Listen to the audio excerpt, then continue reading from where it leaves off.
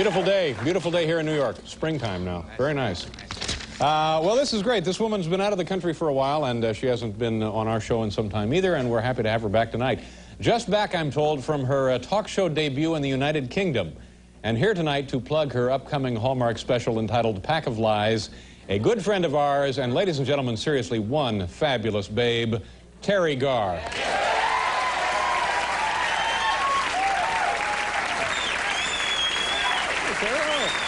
Nice to see you. Thank you for being here.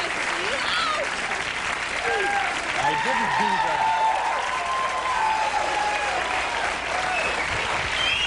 You see that? What do you think? Pretty neat, huh? Look at that. Yeah. Yeah. Multifunction. Look, you can do that. Then you can turn those on and then turn this on. Look at that. Look at there. Have you ever, in your wildest dreams, imagined anything quite like that? Never. Isn't it like the gardens at Versailles? No. No. How you doing? So... You look great. You look Thanks, great. Dave. You are great. Nice to have you here. Very much. You're one of my all-time favorite friends. We're friends, aren't we, more or less? More or less. I think mostly less. Hell! No, we are friends more. Yeah. More What were you doing there in London? Were you in London? Yes, Dave. Yeah. Play, weren't you? Doing a play? No. TV show? I was doing this thing called Pack of Lies. It's not a play? It's not a play? No. Sneeze for us, Dave. I don't have to sneeze. Oh, okay, sorry. He was doing some sneezing. See, now, I look foolish when I just bring this up. Because in the makeup room, you don't care. You set me up for these things. I didn't do anything. In the makeup room, he was doing fake sneezes that no one would believe. And he thought I'd fall for it, and I didn't. And now you ask him to do it, and he says no. I don't know what she's talking about, frankly. Oh, I suppose I'm just like a babbling idiot like this. Let's go on. Maybe they can edit this out later and try and salvage something, but... Why do I do the show? No, I don't know. All right, now let's just settle down. We're still not too far gone. Tell me about your visit to London. Doing Pack of Lies? Yes. In a live theater? No. You know, Teri, a minute ago I said, Pack of Lies, is it a play? And you said, no, no, no, no, no. So now I say, are you doing it at a live theater? And you say, no, sarcastically. So I'm thinking, since it's not a live play, you were doing it in a television studio. Now, which was it? You know, I'm not going to let you make me... Wait a minute. Wait a second. Oh, no. Pack of Lies was a play, and now... Oh, it was a play. Don't touch me. Brother, now that was uncalled for. I'm sorry. Yeah. Pack of Lies was a... There he is! See? Totally fake sneeze. Totally fake. Get out! Excuse me.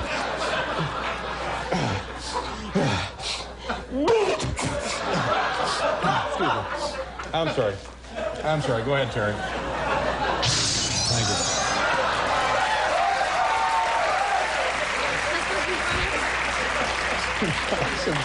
It's the best we can do. It's not supposed to be funny. Believe me, it is the best we can do.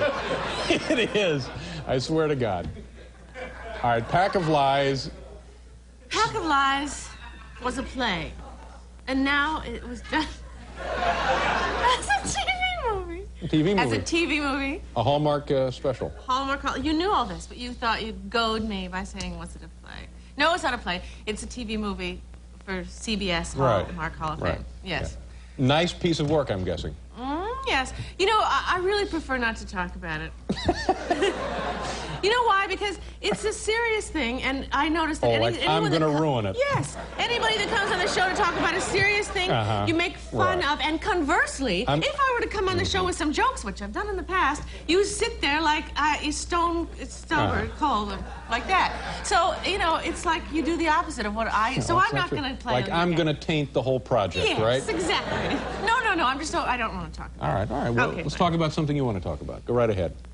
Anything. Tell me about you were on a talk show in London, right? Oh, yes, I was on a talk show. Yeah, what show was that? It's called The Last Resort. Last Resort? Nightly show, is it? No, I think it's only on once a week. Once a week. It's kind of patterned after your show, but not really. It's like a little new kind of show. Now, let me tell you about how they do this show. The guy takes me out to lunch. The host. Who is the guy, the host? His name is Jonathan Ross. Jonathan Ross. Or something like that. Jonathan Ross. Takes you to lunch. Takes me to lunch. takes me to lunch. Right. This is very unheard of, isn't it, Dave?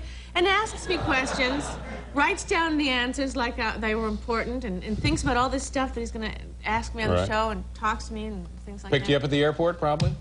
No, they didn't do that. Didn't pick you up at the airport? No, but they were very, very nice. The only thing is, you know, it backfires, because on me, if I tell this guy all these stories at lunch, and then we go on TV and he asks me the same questions, I go... You're not interested. I've already told him the answers. I'm a sincere person. I don't repeat myself. So this system, as flawed as it may be, yes, is actually superior, then, isn't it? We kind of back into things, so to speak. Yes, we do, so to speak. I don't even know what that means. I don't know. Now, what kind of guy is this Jonathan Ross? He's cute. Cute? How old a man is he? He's about 24. 24? And what other things do they do on the show? Oh, you know, they have, like, this kind of, they do stupid things. Not stupid. Did he like you? Did you get the sense that he liked you? Yeah. Yeah? Yeah. Oh, that's good. He made me this book. No, he didn't make me this book. This book is my book. You're nuts. This is my book. You're just nuts. What is this? No, better not do this. No. Oh, this is the ugliest. Let me see this. No, seriously. No, let me see. Hal, get ready to stop the tape, will you? Let me see. It's the Teri Garr papers. Teri Garr papers. I'm going to show this. It's something you made. You thought this was cute. No, I did not make this. This guy made this. The Teri Garr papers. Here we go. This is Terry's idea of some... Come on. Let's see it. No, I guess Please. it's really not that funny. Let's throw it through the window. No, don't throw it through the window. Let's show it to the... If there's a problem, we can take it right out. I think there's going to be a problem. It's the Teri Garr papers. There's something sexual about it? That's just... It's good, though. It's good content. Piece of work, nice piece of work? Yes. All right. All right, we'll do a commercial, and then we'll be right back here with Teri.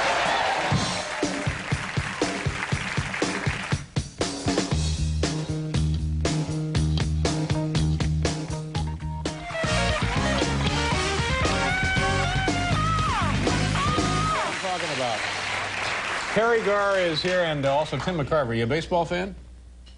Baseball? I say, are you a baseball fan? Tim McCarver is on the show tonight. Oh, good, yes. Yeah. He does play-by-play for the Mets, their TV telecasts. Yeah, very nice man.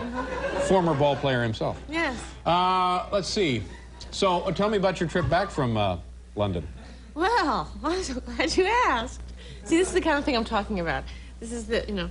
Well, I came back yesterday morning on the... Came back on the... Concorde. Yeah. And everyone said... Supersonic aircraft. Oh, yes. Everyone said to me, you're going to love this. You're never, ever going to want to fly any other way but the Concorde. So I was really looking forward to it. But it was... Have you ever been on it? Yeah. You have? What did you think? I loved it. It's a thrill. It was great fun. 2.5 times the speed of sound. Boom! Whoa, yes, I know. Yeah. I didn't know that, though. Before, I thought maybe it would be a fast plane, but I didn't know that, you know, after you're up there about 25 minutes, the captain comes on and says, okay, now we're really going to go fast. We're going to go fast. We're going to break the sound. In about 3 minutes, we're going to really accelerate. We're going to go 57,000 feet in the air. We're going to go 1,300 miles an hour. You know, it's like, why is he telling me this? So that I could raise my hand and say, no, don't do that. I don't think you should do that. And he does it anyway. And he says, you might feel a little rattle when we break the sound barrier. I go, break the sound barrier? I don't want to break. And, you know, then there's, in the plane I'm in, all these guys, all these men sitting there reading the Financial Times, you know, and ordering the businessman's lunch. They don't care. They just da-da-da-da-da. And I go, whoa, they're going to break the sound barrier. You guys, stop it. You know, they don't care. Yeah. And I am, you know, I'm an actress. I'm a sensitive person. I can't be breaking the sound barrier, you know. You heard we put a man on the moon, right? Yeah? Yeah, we did. We did. No kidding. Yeah. But I enjoyed it. Yeah, I'm not sure I like your attitude. Oh, stop it. This is exactly what I'm talking about. You like me, you like the show. We're happy to have you. You're happy to be here. It's like family. Me, Paul, everybody, right? Yeah. Hi, Paul. Yeah. Hi, sis. How long were you in? Do you say Great Britain, the United Kingdom? What do you say? I say I was there about 7 weeks. I say hellhole, you know. Oh, well, that's very nice. Oh, sorry. You didn't like being there? Well, it was very cold. You know, it was chilly all the time. Yeah, but London, to not love London is to not love life. Oh, is that true? Where'd you hear that from? Your channeler? From my what? Your Chandler? My Chandler. No, I didn't. Sorry. So, and now you're back and busying yourself with other projects? Yes. Yes, I am. Like what? What do you mean, like what? Like what? Well, I'm about to do a film. I'm about to do a film called Stiffs with John Lithgow and Randy Quaid. Oh, good cast, eh? Mm-hmm. Yeah. Yeah. Yes, I play a murderer. Oh, that'll be good. So watch out, because I have to do some, you know, method studying practice to murder people. I want you to stay here for the rest of the night. Why? Well, because I think it would help the overall show if you would be with us the rest of the evening. It's awfully kind of you, but this is a certain kind of torture that I always forget when I always forget when they call me and ask me to do the show. I go, well, why not? Then I'm here and I realize what it's like. It's fun. You're having a lot of fun, and you can sit right there. Mr. McCarver will come out and he'll sit right there. It'll be great. It'll be like Merv Griffin used to do. Oh yeah? I can't button. Look, I can't get this buttoned anymore. See? That's the Merv Griffin talk show body right there. I can't get it buttoned. You're getting it? I'm getting it. Yes, I am getting it. So will you do that? Will you stay as my own personal guest right there and visit with us? Come on, sure you will. No, I'm afraid Please, not. come on. I'm afraid not. Now, where do you have to go? You have to go somewhere? Yeah. Where? I don't know. Come on.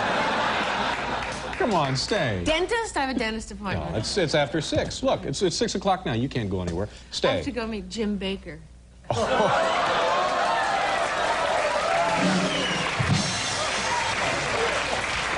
That should only take a few minutes so you can come back.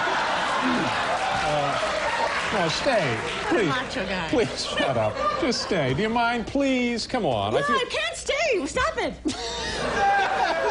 Are you sure? Yes, I'm sure. I bet you could if you were in the proper frame of mind. Wait a second. You know what this is beginning to remind me of? No, not that. No, we want you here. We want you here because I feel like, one, I owe you something, and two, we're just enchanted to have you back in the country.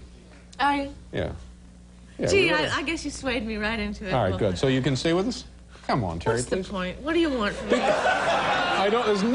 There's nothing I want from you. I just feel like we got off to kind of a rocky start after you'd been out of the country for a while. So well. Well, you were fine. Yeah. I was a little, I don't know, rusty. I haven't worked in quite a while.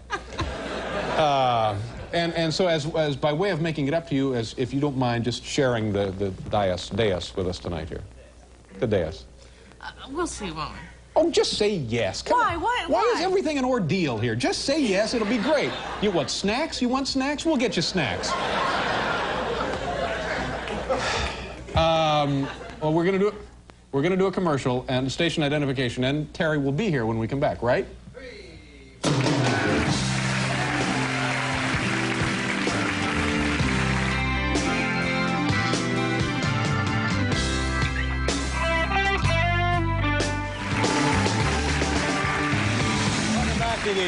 Welcome back to the show, ladies and gentlemen. Tim McCarver is here, and we'll bring him out in just a second. When was the last time you went to a ball game, Terry?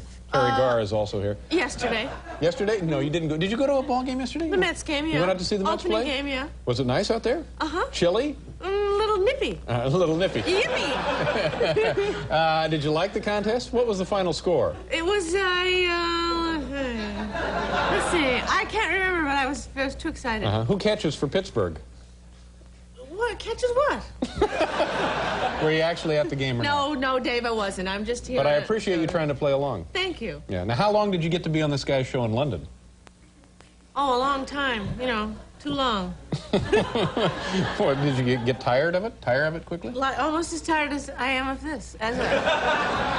You're having a nice time, aren't you? Yeah. This is my attempt at a reconciliation. Is it? Yeah. Is this what it's like? Yeah. Oh, this is good. Our next guest played Major League Baseball for 2 decades, including... Now, is that right? Oh, he played in 3 decades, but for 20 years in 3 different decades. Including 3 World Series. He is now the much-beloved voice of the New York Mets. Please welcome Tim McCarver. Now you can go right over there. Hi, Tim. Nice to see you. Good. How you doing? Tim McCarver, ladies and gentlemen. Thank you. You ever met Teri Garr before? I have never met Terry. She's a delight. How can you not be a baseball fan? I am a baseball fan. I didn't mean to imply that I wasn't. I am certainly a baseball Weren't you fan. born in New York and grew up in L.A.? Maybe. Maybe not. What do you mean, maybe? You know it or you don't know No, it? that's not. I wasn't born in New York and grew up North in LA. Hollywood, right? Well, that's where I grew up. Yeah. So what was your favorite ball team as a kid? The Dodgers. Yeah, Our there you Dodger go. dogs were the part that I liked when I was a kid. Yeah. Now I like the game. Well, Yeah. you know where the Dodgers originated, don't you? Brooklyn Dodgers, yeah. Right. Yeah. 57, they moved to Los Angeles. When did you start playing ball? 1959, 1959, you broke in with whom? with the St. Louis Cardinals. Yeah, and... I actually started in Keokuk, Iowa, in Class D ball. That was when they had D baseball in those days. the book is Tim McCarver, Oh Baby, I Love It, and if it's anything like the work the man does in the booth, it's must be a terrific read. Terry, do you have a question for Tim? I don't think so. Okay. Tim, pleasure to meet you. Have a Nice meeting great you. season. Thank We'll you see very you. much. We'll be right back, folks.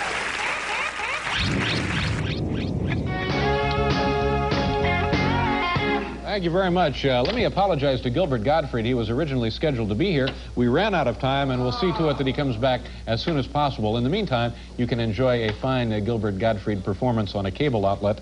He has a show on Cinemax named something. The Gilbert Gottfried Special. Yeah, that's it. On Cinemax. My thanks, of course, to Tim McCarver and Teri Garr. Nice to have you folks here. It was a lot of fun, wasn't it? It surely was. Yeah. We'll see you tomorrow with Michael J. Fox, ladies and gentlemen. Thank you.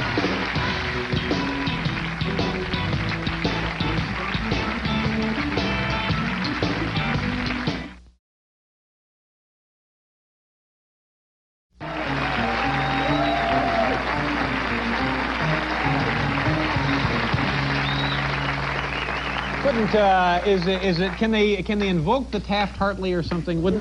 Is that what happens, like a 90-day cooling off period and everybody comes back to work? Well, let's do that. Call Taft, call Hartley, get it invoked. Here we go. Hi. Well, the lighting's better tonight, though, isn't it? I won't say that. No, we got to keep up a unified front here. By the way, I also manage Sid, so if you have any projects coming up, keep Sid in mind, and Kevin is my other client. All right, thanks, Paul. That's very nice that you're branching out like this. You know, aside from being one of my favorite actresses, our first guest is also one of my favorite human beings, and she is soon to be my bride, as it turns out. She is also soon to be seen in a major motion picture called Stiffs. Please welcome Teri Garr.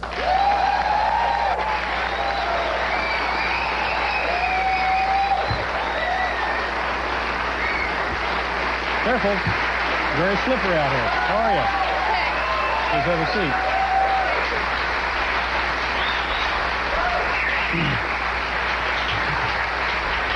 Thanks for being here. Thanks for having me. You look great. You having a good summer? Yeah, so far. I guess we don't have to worry about this being one of those shows that goes on the reruns, do we? Oh, no. Any show with you is rerun quality. Is that right? Well, that's the way we look at it. I found this in my dressing room. It's 43 cents. Uh-huh. It might be yours.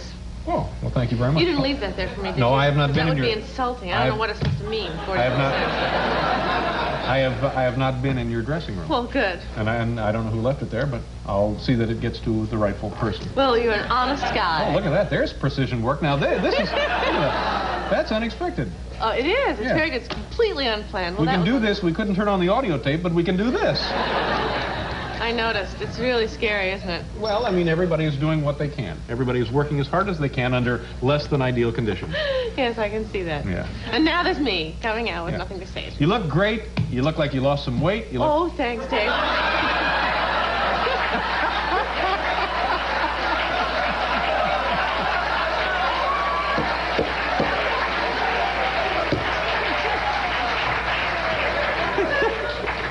It's our director, Hal. He has those nails in his head. It's a little feverish tonight. I think it's kind of fun to do this show. It is kind of fun. Okay. But, I mean, we hope that the folks will come back as soon as they possibly can because we miss them. Yes. Now. Yes, my weight. You're Yeah. dying to talk about my weight, aren't you? Sure. Well, you know I hate following the notes, don't you? But I'm not going to start because there's too many things going wrong. Okay, here's the joke about the weight. No, Dave. No, I'm fat now. I'm at my top weight. What was the joke? You see? I can't be You're not trusted. even trying. I am. Okay, wait. Oh yes, I'm fat. I'm going into the ring with somebody. Sphinx? I don't know. Sphinx. Yeah. That's right. See? Sphinx. Sphinx. Sphinx. He's an Egyptian fighter. I'm sorry. That's all right. Let's go on to number 2 now. Oh, yes. How are things in L.A.? Oh, L.A. My gosh, L.A. Well, you know, I ran into Sandra Bernhard in Sandra was here last night. I What saw a her. I coincidence. thought she was fabulous. I thought she was very funny and strange. Very entertaining, yeah. Entertaining and scary and all those things. I admire that. What about her frightened you? Well, I don't know. There's something scary about her, isn't You don't know what she's going to do. Although that stuff is all planned, right? No. She does it much better than I do. I mean, like, it's not planned? Well, I don't know. Well, here's the thing, though. I ran into her in the supermarket, and I say, well, I see you on David Letterman. She says, yeah, I see you there, too. And she says, you know, it drives me crazy. I'm never doing that show again. And I said, well, neither am I. I'm never doing it again. She was on last night. I'm on tonight. That's right. So how do you explain that? Well, I know why you're here tonight. You just come for the airfare. No, I can't. Yes, you do. No, you Dave. just come for the airfare. I You've got can't. some kind of a deal worked out where if you come here but stop somewhere like Milwaukee, then you get a free trip to Europe. I don't know. No, that's not true. You cash in this ticket and on a trip somewhere else. No, you know, I stopped in Cleveland on my way here, and I paid for all the tickets myself. And I'm not even going to ask for tickets. I don't care. So that's right. So you get the airfare to pay for the Cleveland trip. That's how it works. So the cost to you is nothing on that trip to Cleveland. What do you think? No, this is not true. Oh, no, people have told me that. If I was like that, I would have kept that 43 cents that I found. It's not like that. That's true. What were you doing in Cleveland? I don't know. Yeah. I was trying to see if I would be recognized. Yeah. Well, you're beloved. Of course you would be recognized. No, I in wasn't Cleveland. recognized. No, people would... No, really? You're one of America's top film stars. Is that true? Oh, yeah. Soon to be seen in Stiffs? Yeah. I like that you don't ask that. But also this movie Miracles that I was in is going to be on HBO. Can they hear me? It's kind of like I better not move it's an around. even bet at this point, whether anybody can hear anybody. So what? We have to do a commercial. Oh, good. Phew. Yeah. So you rest up, collect your thoughts, and we'll be right back here with Teri Garr.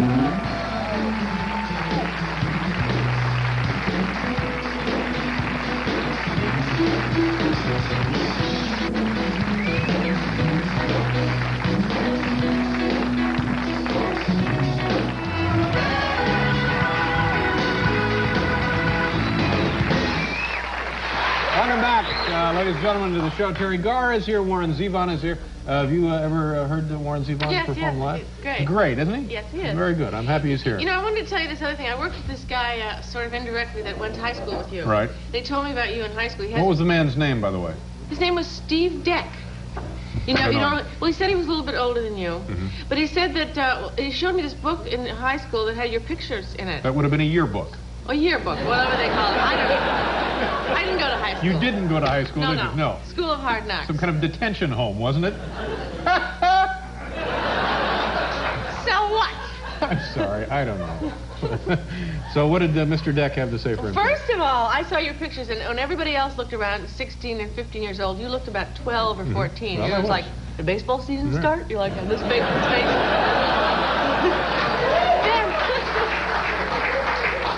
And then at the back of the book, when it says what everybody's in, you know, Glee Club and Treasurer of this, it had nothing.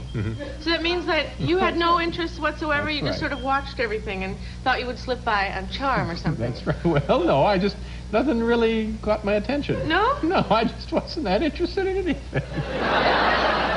Pretty much the way I am now. So maybe it's true what you said about yourself. Oh, now don't be doing that. Okay. Now, so let's take a look at your film. This is called Stiffs. We have this a is clip. going to be very funny, isn't it? Yeah. It's going to be Valerie Perrine. Yeah, it's not your clip. It's Valerie Perrine's clip. I'm showing Valerie's clip. Fine. Because we didn't get to it last night, so why don't you set it up? Oh, in this scene, Valerie Perrine talks to her agent-husband about how to get his business going again. Paul, by the way, manages Valerie. Yeah. Valerie Perrine, motion picture Made to Order. I'll Here keep we her go. in mind. Oh, yeah. Made to Order, Valerie Perrine. Okay, so that's...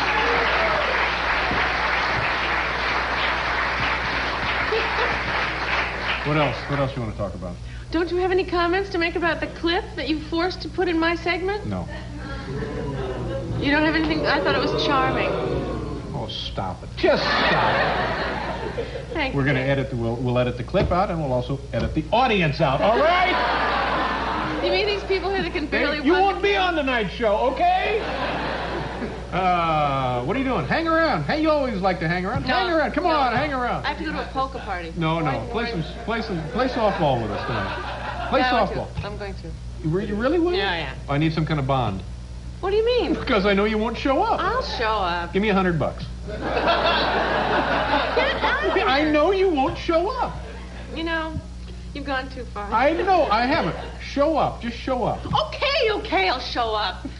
God. When is Fresno going to be on? Now, Dave, Fresno's been on and on and on and on and on. It was on a 6-part series. Okay, we enjoyed it. Thank you. Now hang around, and then we'll go play softball. We're going to. Yeah, all right. Is there anything else you'd like me to say? Any other amusing things? You have anything? I think I... You mean you were saving things? Yeah. Oh. We got to do what? Station identification, and then we'll be back here with... Oliver North.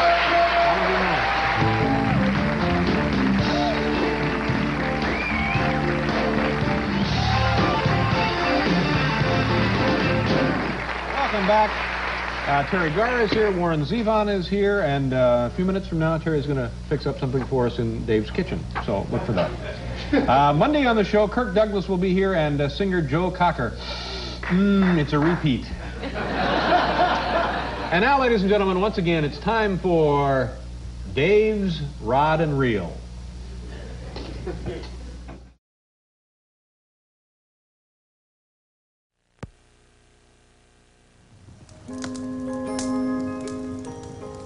So then, David Letterman and his family, including that awful woman he's married to, settled down to work on their homemade gifts. The air rang with the merry sound of tiny hammers and ripping metal. You could barely hear the persistent rapping of a holiday visitor standing outside on the Letterman's snowy stoop. Would it be a wonderful new friend? Or maybe just Teri Garr? Missed it. While we were gone, a guy broke into the house here and put sterno in the fireplace. Well, it looks like a lovely roaring Christmas fire. It certainly is a lovely fire. Now listen, Paul, Yeah. when the family and the kids get finished with their little projects and their Yes. gifts that they're making by hand, would you be the judge and select the winner? I select the winner in the mind? contest of the guests. I'd be thrilled to, Dave. Okay, good. I'd love to select. Thank you very much, Christmas Paul. winner. That's a relief to me. You know, folks, no holiday season is complete without regular visits from Santa and, of course, Teri Garr. Her films include Tootsie, Close Encounters of the Third Kind, and Mr. Mom. Folks, please welcome an old-fashioned girl for an old-fashioned Christmas, a fabulous babe for all seasons, Teri Garr. Teri?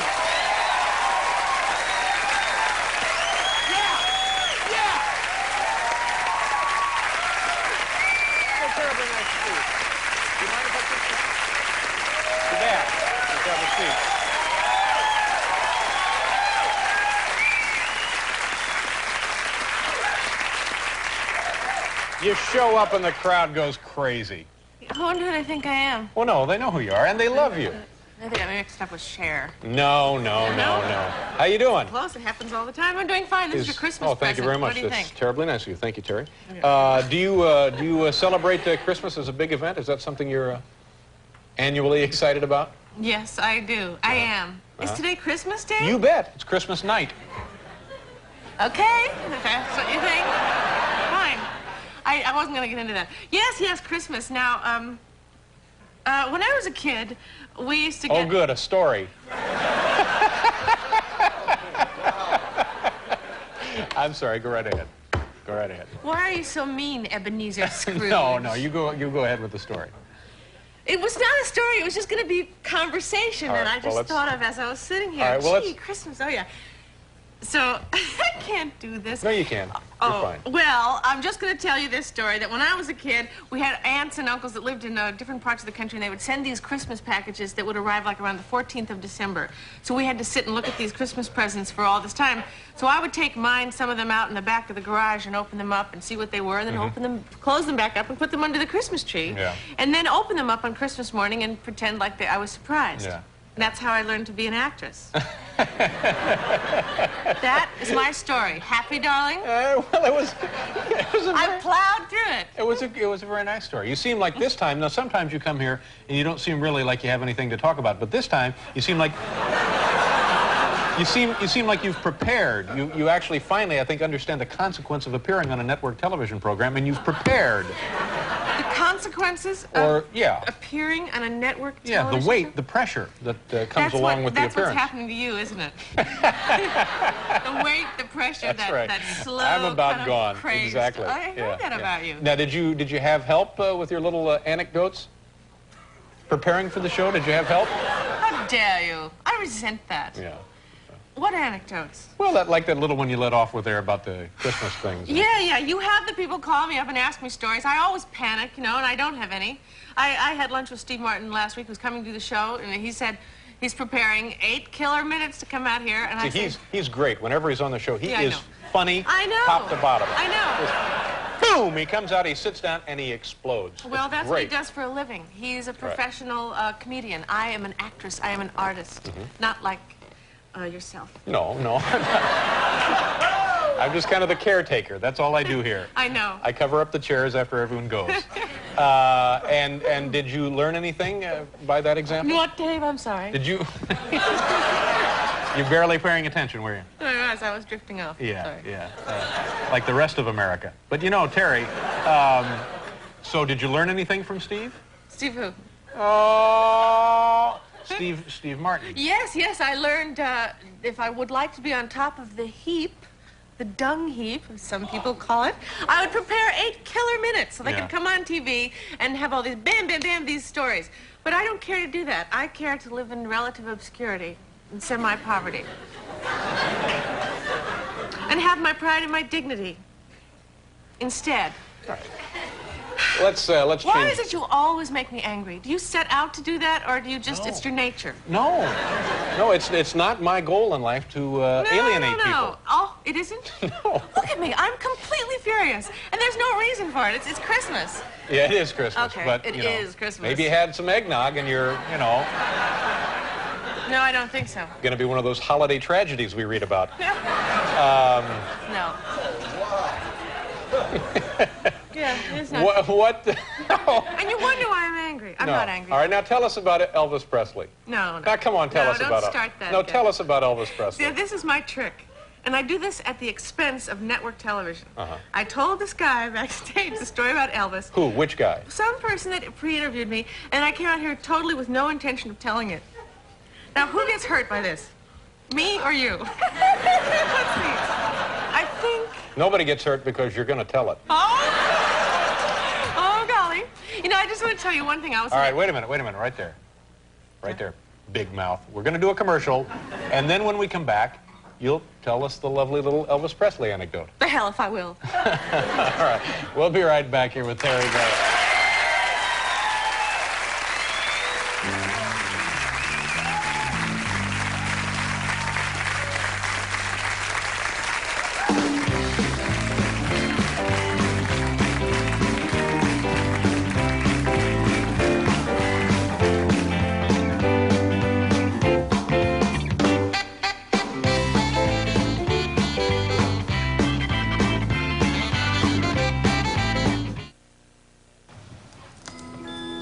Dave and his guest Teri Garr laughed and laughed. Sometimes the studio audience laughed too.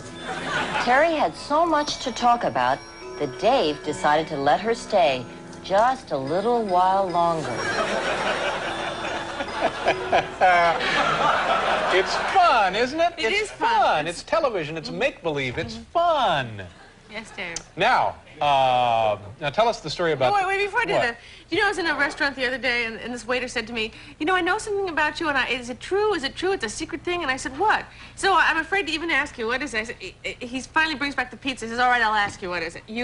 I'll tell you. You're secretly married to David Letterman. And I said, well, I'm not even going to answer that. He says, I knew it was true, I knew it. And then he gave me the pizza. Yeah. Have you heard that from more than one source? No, just the one pizza guy. But that would be great, wouldn't it, if you and I were married? Secretly married and never saw each other. We... The perfect marriage.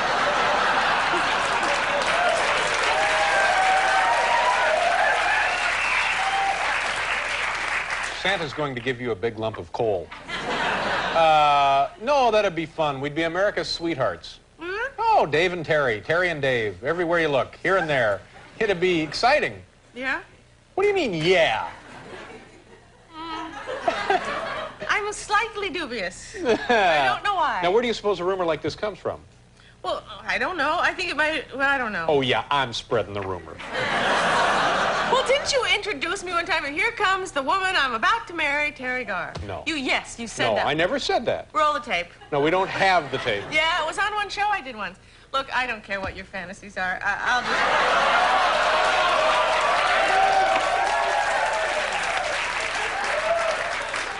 Woman is delusional. Now, I Teri... hope that we can all grow old together and be out in the motion picture country home and the Cher Memorial Bungalow, living there together. We'll all be very, very old, and she'll look the same. Sure. Now let's hear the story about Elvis. Well, yeah, I'm avoiding that. I like the Black Plague. Well, because I'm not sure I can tell this story, but I will try, damn it. Because, You're nuts. Because I'm nuts, A, and B, I've had a lobotomy. No. Now, come on, just tell the story. Just relax and tell the story. No, I had 2 lobotomies because I was so smart.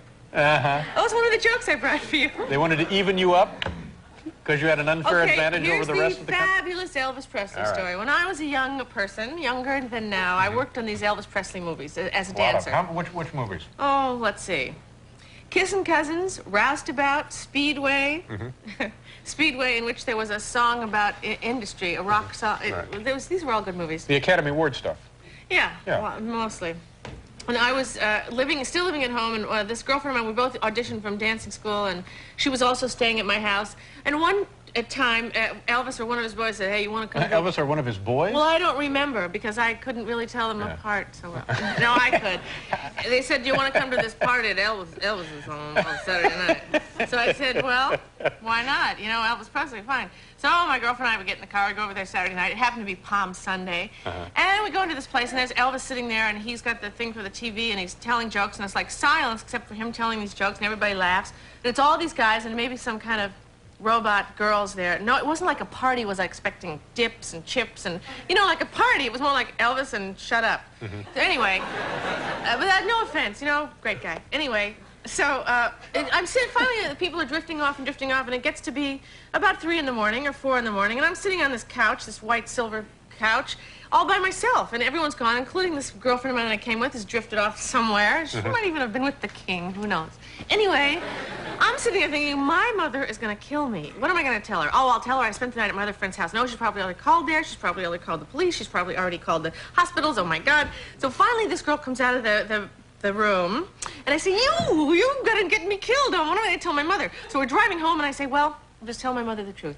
We went to a party at Elvis Presley's, and it was fun, and oh, gosh, we had such a good time. We didn't know what happened, and the time flew by, and pretty soon it was light outside. Okay, that's what I'm going to tell my mom. So I opened the door. My mother's sitting on the couch in her pajamas with her hands folded like this, glaring at me, you know. So I tell her the story. Oh, Mom, we went to a party at Elvis Presley's. It didn't impress her any more than it did me. Anyway, oh, gosh, it was so much fun, and we were playing pool, and we were this, and we were that, and we just forgot what time it was. My mother is listening to the whole story, and she finally says, Jesus Christ is dying on the cross, and you are at Elvis Presley's.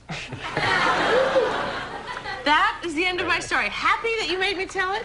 You didn't even listen to it. You were gazing off into the lights. Is that from your one-woman show? What we just heard there? It's a true story. Well, I know. In my memoirs. I know it is. It's not one of these fake things, like these people come out here and tell these fake stories and this fake stuff. Now, who has come on this show and told us a fake story? Let's see. Oh, you don't know what you're talking about. Okay.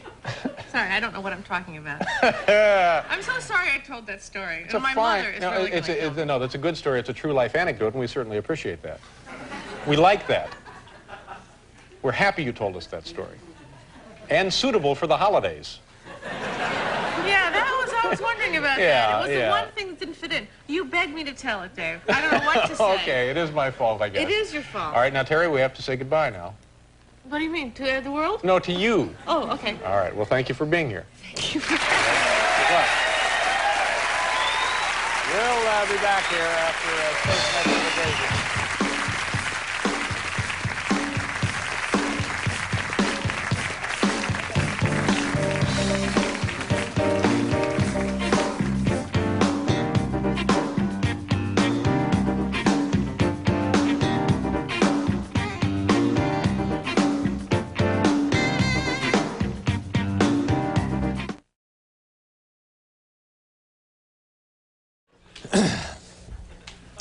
Yeah, we'll run that past the Bite Me boys up in legal.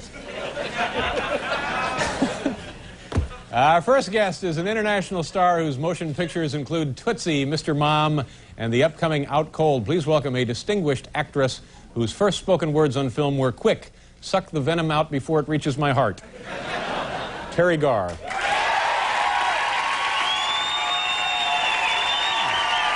Incredibly nice to see you. Come on over here. Don't start. What?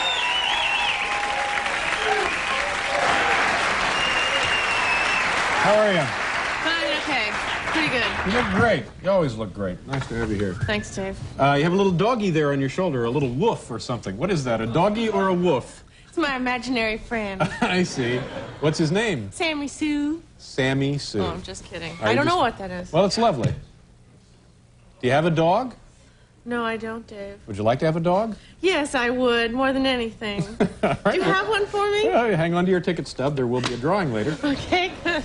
Now, is this correct? Quick, suck the venom out before it reaches my heart. What film was that? I don't recall that in Mr. Mom. Was that in Mr. Mom? I don't know what you're talking about. Right there. Why It says are you these starting up with me? I'm not starting. I want to clarify this introduction. It says actress whose first spoken words on film were, "Quick, suck the venom out before it reaches my heart." Teri Garr. Yeah. What, doesn't it ring a bell with you? Yeah, it rings a bell. What was the film? It was a Monkees movie called Head. Oh, the Monkees movie, Yeah, that fabulous Monkees movie. Yeah. It ran for 8 days on Hollywood Boulevard. Yeah, but didn't it receive some kind of critical acclaim or something? Didn't people Every think Academy Award that it was eligible for, it won. Is that right? year, amazingly enough. there was the big head sweep then? Yes, that's Yeah, right. that's interesting. You know, Jack Nicholson wrote that movie, and he wrote that particular dialogue. Was he in the film as well? No, he just wrote it. And were the monkeys themselves in the film? Yes, isn't it exciting? Why are we dragging this up? I don't know. I thought we'd just spend a second there clarifying the introduction. Well, that's good, all. okay, good. So you went bowling last night, eh? Yes, I did. Where'd you go? To the Madison Square Garden lane. I've been there, you know. Have you? Yeah, You we bowled there? Yeah, we bowled at Today Show there once. Yeah, it's Yep. it's a good bowling place. Automatic things, you know. You just Yeah, play. yeah, those came in the 40s. You know, we've been to the moon, too. You heard that, I guess. Is that right? Yeah. Huh.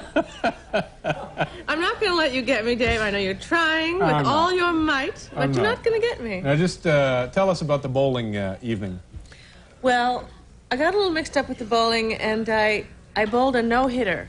Now, I think you're supposed to do that in baseball, right? Baseball, no-hitter would be a very good game of Well, baseball. you see, I hit no pins the Yeah. entire sets of whatever they're called. Frames. Frames. So you bowled, 10 frames of bowling and did not knock down a pin? No. Oh, so you just made that up.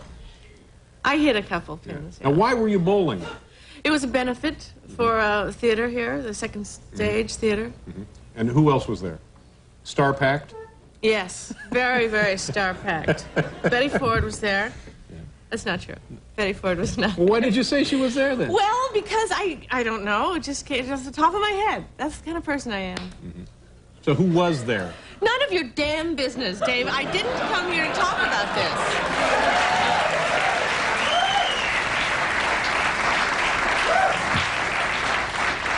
Did you enjoy yourself bowling? Will you go again? Yes, I will. Yeah. I'm sorry. I'll tell you who was there. Do you ever, when you're bowling, do you worry about this? Because I'm guessing you don't have your own ball. No, I don't. Do you worry about this as I do? You borrow a ball that's had thousands of other human fingers in it before you get to it. And I'm just always wondering, have they sanitized it properly? No, I never thought about that, but you would probably think about that because you're kind of a paranoid kind of a guy. I'm not. Who would think of such a thing? Whose fingers have been in these? You know, Thousands of sweaty bowlers have been in there from all over the tri-state area, and then you come along, Miss Beverly Hills, and put your nicely manicured... am I Miss Beverly Hills? Is that the image I've projected to you throughout the Well, years? I mean Miss that Beverly in a good sense, really. Really, I meant that... You know, what planet do you live on? Seriously. Okay, I don't know. Yeah. Well, that's my first So, concern. okay, here's that's the why I people don't that bowl were there. as well as I could. Let's see who was there. It makes no difference. No one cares. Let's just do a commercial, and it'll be in the transcript. If you send in for that, we'll have those names. Why don't you ask?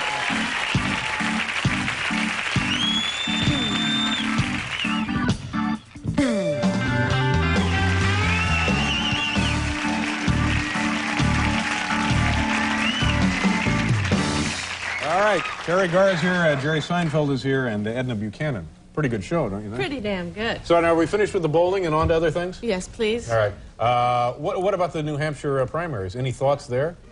Well, by the time the show is on, it'll be over with, right? Yeah, this show's not getting on the air, is my prediction. My personal feeling about this show. Well, that's a relief then, isn't it? Yeah. I personally am going for the Bush-Noriega ticket. You know, the wrong man and the strong man. Wrong man and the strong man. There's a couple of supporters. Yeah. But I really personally think that, I just wish that oh, no, I forgot. Oh, yeah, Pat Riley. I wish that he would run for president. Coach of the Lakers. Don't you think he's great looking, and he sort of looks like he knows what he's doing? He looks good in a suit. He has his hair slicked back. I'd vote for him. I bet a lot of people would. Yeah. Don't kid yourself. Just on the basis of his coaching experience and his looks? Yeah. What else is there? I mean, you want to listen to that rhetoric and then vote for them? Just have a guy, watch him coach basketball, see how he looks in a suit, and then vote for him. I'd be just as satisfied, if not more. I see I have a few supporters on here. I think that's how Herbert Hoover got in. He was a great basketball coach. Had a terrific record. Yeah. Jimmy Carter, too, I think. He never coached a game in his life. Well, not basketball. Now, you're in New York here, and I understand my people tell me. Yes, your minions. Yes. That you're moving again. It seems like every time you turn around, you're moving. I know. Now, are you moving permanently to New York City, or are you just moving in New York City? No, I'm moving within the city. I'm moving from one apartment to another apartment. From which neighborhood to which neighborhood? From the Greenwich Village area to the Upper West Side. And why are you moving? Because now I'm much richer, and I can live in a bigger, better apartment than I could 12 years ago. Well, let's be honest, you know. You've had that apartment downtown for 12 years? Yeah. I said that like I've been there. Did you notice that? Yeah, I did notice that. I was also... He hasn't been there. Don't kid yourself. I'm also in town, and I'm going to bring this up. I was looping a movie that I was in, because I come on the show and never get to loop any... I never get to loop. Oh. I never get to plug any movies that I'm in. So I was... looping this movie that I did with Gene Hackman. There, I said it. Called Full Moon and Blue Water, that you should really go see when it comes out in October. What's it about? Never mind. Oh, it's about, Is it going to be a good movie? Yeah. What do you play in the film? Believe it or not, I play a cocktail waitress. I know it's a You played stretch. one of those in the Downtown movie, didn't you? Yeah. What was the name of that one? After Hours. After Hours, yeah. It's The one Downtown. of your favorite movies. Did you see it? Yeah, I did see it. It's a big follow. I just can never remember. I love Good that. movie. Yeah, it was fun. What kind of movies have you been in, Dave? I've not been. Well, I don't belong on the big screen. You know what? I don't I belong just read on a script the other day screen. that would be great for you. Yeah. It's called Three Babies and a Man. Uh-huh. It's about these three babies that find this man that can't take care of himself, and they sort of instinctively, it's the all-time yuppie movie, and you'd be great for the leading guy. What do you say, Dave? Send it over. How about, there's a lot of baby movies out there. Yeah, there are. How about Fetal Attraction? How about that one? Or The Last Whimperer. No, this one, Full Metal Diaper. Get ready here. Full Metal Diaper. Full Metal Diaper. Sorry, Yeah. you're just cutting me off. Well, here. Well, thank you very much. It's a picture of Madonna. And what are you off to now? What do you have planned for the rest of the week? The evening? I'm going over to wait a the minute. broadcast... Hold on. No. We're going over to the broadcast what? The Broadcast Museum. For what? To see a friend of mine give a lecture. Who's your friend? Marshall Efron. You know him? Yes, I've never met him. I've heard of him. Yeah, well, The writer. yeah. Yeah. What's the lecture? It's about broadcast and stuff. I don't know. Let's see. Now, wait a minute. This movie, Out Dead Cold. again. Now, what's that one? That's with John Lithgow and Randy Quaid, where I murder my husband and then I blame it on his partner. Yeah. Is that a good one? Yeah, that's pretty funny. So you've been working a lot. Back to back, Dave. Back to back. And in between, I come in and do your show and move. And I've been very busy. We got interns if you need help. We can have them come down and box and stuff and rap. You mean young doctors? No, not young doctors. Oh, Yeah, the 14th floor is crawling with young doctors. how bizarre. Are we done here? Wow, look, you look great there in that. Did you see that? No, God. What's the matter? Fat. No. You see, I'm fat. I'm starting to get fat. I am becoming Merv Griffin.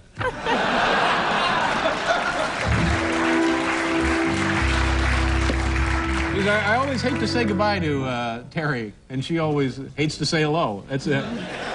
Do we have to say goodbye to her? You have to go? You have to get to that? Please. Have to I'm get to 10 minutes over my scheduled allotted have to get time. to that Broadcast Museum lecture. That's a hot ticket. You wish you were going, is what it is. Well, I'd like to go, but we have to do station identification. Maybe you'll stay. Would you like to stay? No, you don't want to stay. We'll be right back.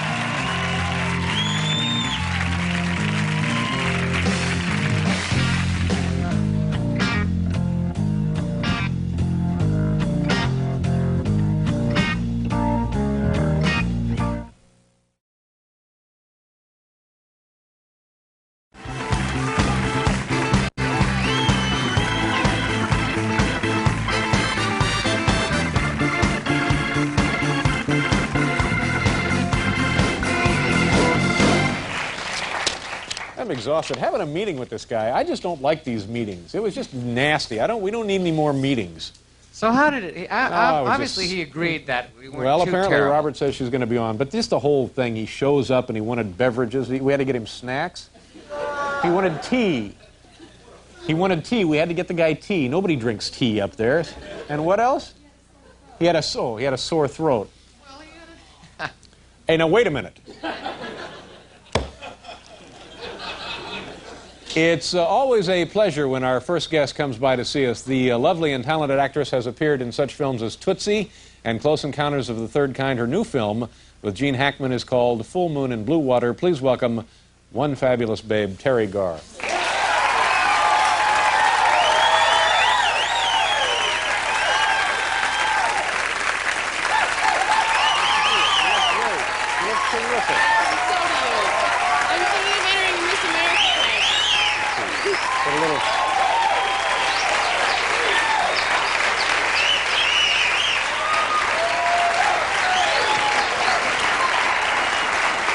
Nice to see you. You look terrific, as always. Thanks, Dave. You and I are Thanks old friends now, aren't we? We've known each other a long time. Old. And we're friends. Yeah. We've known each other since 1974. Is that true? That's I right, have this 74. tape at home that you'd like to hear someday about when you first interviewed me in Indianapolis early in the morning out there in the snow. You were on the radio. That's right. You and I was a big star. You came by for the Young Frankenstein. Yeah. Yeah. Well, Turned out to great. be a very funny film.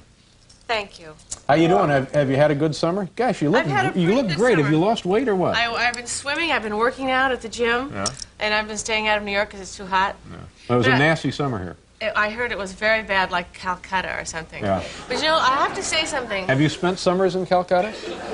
No, but in no, I haven't. No, but where? I was going to say Bombay. It's one of my jokes. I'm not going to do jokes anymore because I've decided I don't. Yeah. I don't have a sense of humor. No, you're Now, very can I funny. just How's say your mom, something? by the way? How's your mother? My mother's fine, Dave. Can I say something, please? Why did you give me that awful look? Because you don't let me get a word in edgewise, sorry. and you like to put me on the defensive. And you know what? I just you can't do it. I just asked how your mother was. She's fine, thank you. She's very nice. She's fine. She's out fixing carburetors or something like that. She's 80 years old. That's the way I'm going to be when I'm 80. Mom is an auto mechanic? No, she likes to keep involved in whatever's happening. If somebody's car breaks down, she gets out and fixes it. Get some work at Jiffy Lube. Yeah.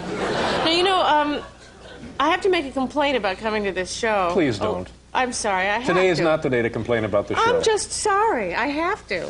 Someone in the next dressing room for me, and I'm not going to name any names. Well, how do I put this? Maybe I better not. It's that darn Harry Grossman.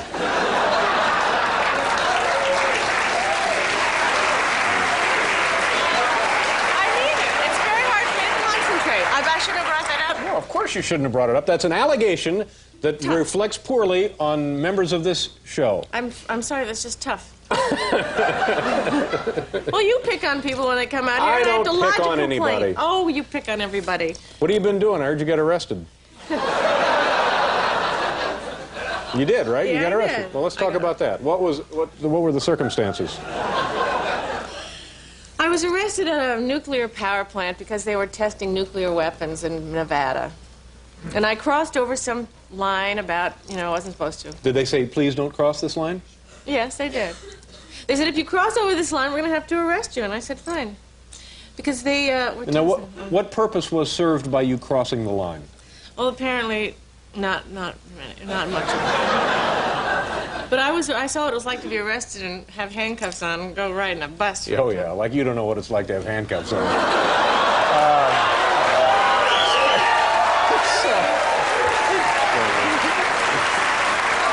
That was an awful thing to say. I'm sorry. Dave, why would I know I don't what know. it's like to I have don't know. handcuffs That was on? an awful. let me just apologize to you. That was an awful thing to say. Okay, then I'm sorry about saying about the dressing room being full of. Yeah, but that was a stupid. I should never have. I should never have said that. And please forgive me. It was just kind of like a reflex. Okay. But you went out there operating from a point of deep conscience. Deep feelings about the nuclear power. Well, yes, I have an opinion about it. I don't think they should be testing nuclear weapons. I don't think there should be any nuclear weapons. And the next war we have, if we use nuclear weapons, we might as well kiss our butts goodbye. You know? So it's true. So today I see in this thing that they're trying to find a place to dump the nuclear waste in New Mexico.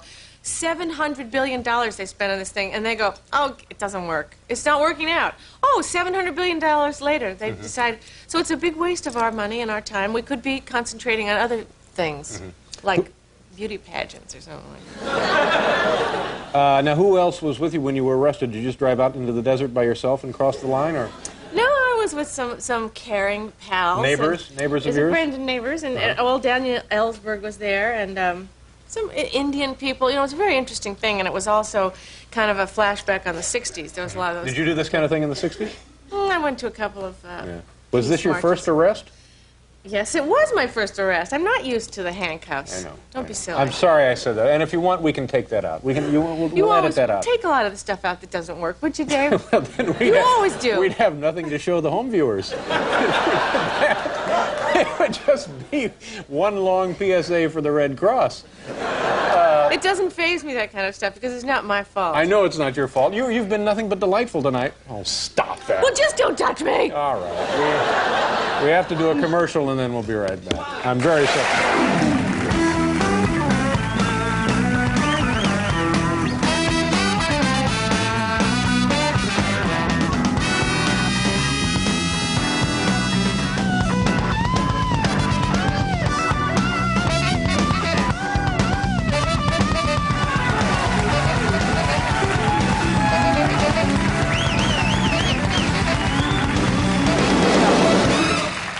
Teri Garr is here. Harry Grossman is with us tonight, 91-year-old baseball fan. You like baseball, don't you? Yes, I do. Yeah. Go to games? Yeah, I was at the game the other night. Which game? The Dodgers and the Cincinnati Reds. Dodgers lost. And I, But they're content. They're leading their division. Yeah, we're going to do okay. Yeah. I mean, me and my team, right. The Dodgers. Right. I was remembering once when I was in... They'll more than likely be eliminated by the Mets in the playoffs. Do you think so? I hope so. I think the last time the Mets were out there, they swept them.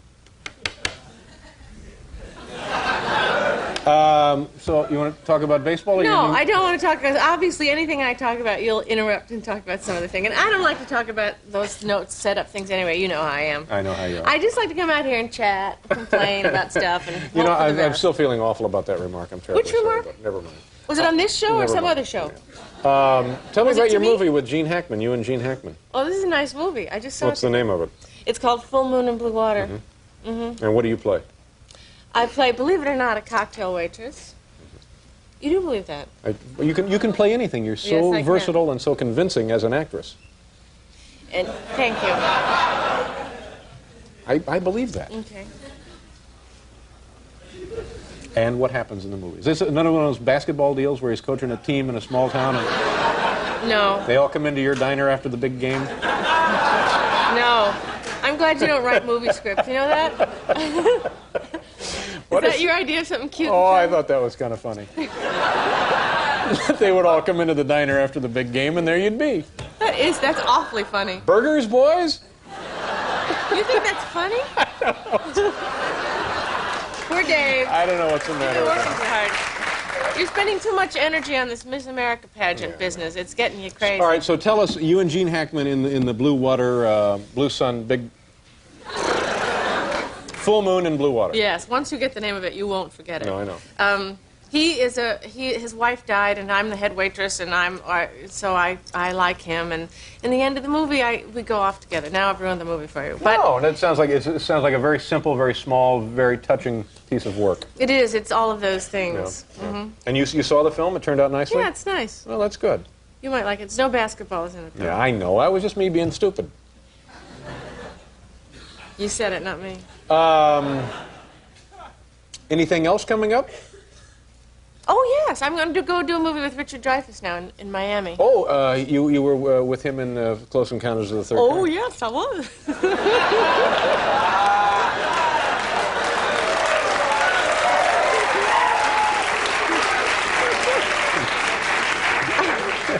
I'm sorry, I wasn't making fun of you. No, that's all right. Make fun of me. Please No. make fun of me.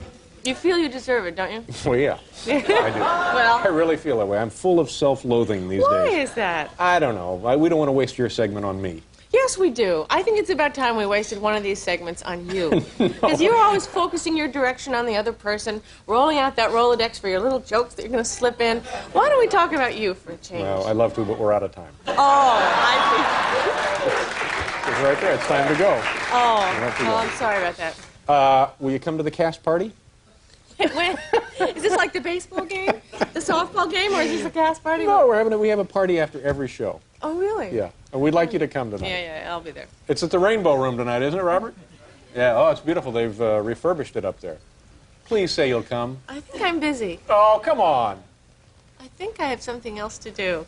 The film, Full Moon and Blue Water, opens when? Tonight. No, it's November 11th. Well, I just thought I'd surprise you. November 11th. So, Yeah, so yeah. cast your ballot and then go right to the theater. 4 or 5 days later. Oh, yes. Oh, you mean for... Okay. Well, I've made a note of that. All right. Jesus, good to see you. Now, you can stay for the rest of the show. I always like to extend this option to you. Thank you. I appreciate that. Yeah. Oh, so you'll stay there then. Okay, great. We'll be right back, folks.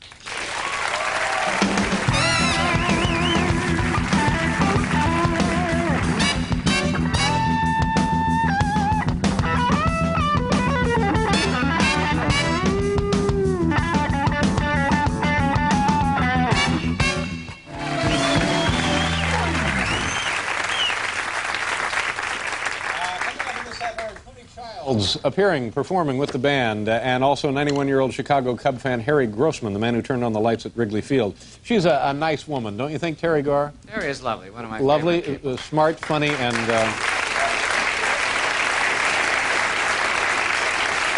Tomorrow, well, now, she's over there bothering the producer. Now, that's unacceptable. I'm sorry, Robert. You're not going to be able to do your job if she's going to hang around over there. She's helping me out a little bit. Helping you out a little bit? I'll bet.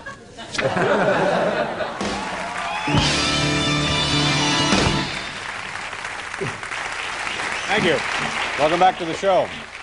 Our next guest's first album has received exceptional critical acclaim, including an entire page review in Time magazine. The album is entitled Union. Have you heard it, Teri? Yes. It's great. Have you really heard it? It's a great album. You should get it. It'd be perfect when you're working out and stuff. Okay. Get it. Seriously. All right. Ladies and gentlemen, please welcome to the show, Tony Childs.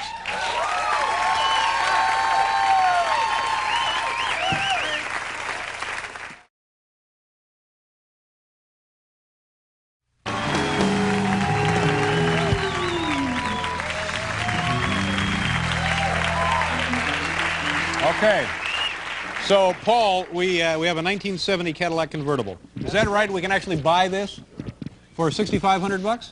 Excellent. So we get a brand new car, Paul. Lovely. What does the blue book say? I don't know what the blue book says. We'll get babes now. That's what the blue book says. I hear it's a great parade car. You know? Yeah. But see, isn't that interesting how this rumor, based on something his brother-in-law told him, shows up in print, and I hunt it down and buy it because I think Jane Pauley might have owned it. And then you find out Jane Pauley didn't own it, and you buy it anyway. Exactly. That's what I love about you. Thank you very much. Our first guest tonight is a lovely and talented actress who is making her 100th appearance on this program. Her latest movie is called Full Moon in Blue Water. Ladies and gentlemen, please welcome Teri Garr.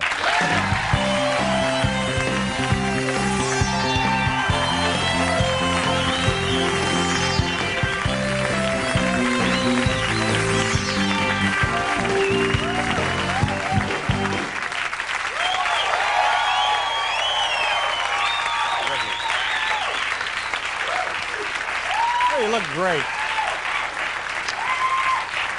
You look great and you smell great. I'm wearing a Christmas party dress. Yeah. Are you going to a Christmas party? Aren't we having one here tonight after the show? No, not tonight. Oh. We are a little later in the week. Are you coming to the one later in the week? Yeah, I'll just leave all this stuff on until later in the week then. Please do. Now, you were at the Christmas party last year. Did you have a good time? Yeah, we both were together, remember? Don't we have some fabulous snapshots of that event? Yeah. In fact, you've been to many of our Christmas parties, haven't you? You got really drunk at that party, didn't you? No, I didn't get really drunk. I don't even drink. Do you drink? Someone else. No. Yeah. I'm happy you're here because tonight it's our salute to Close Encounters of the Third Kind. Yeah. And look, we have one of our stagehands, Al Marr. There it is. Take a look. There's Al right over there. Look, he has the...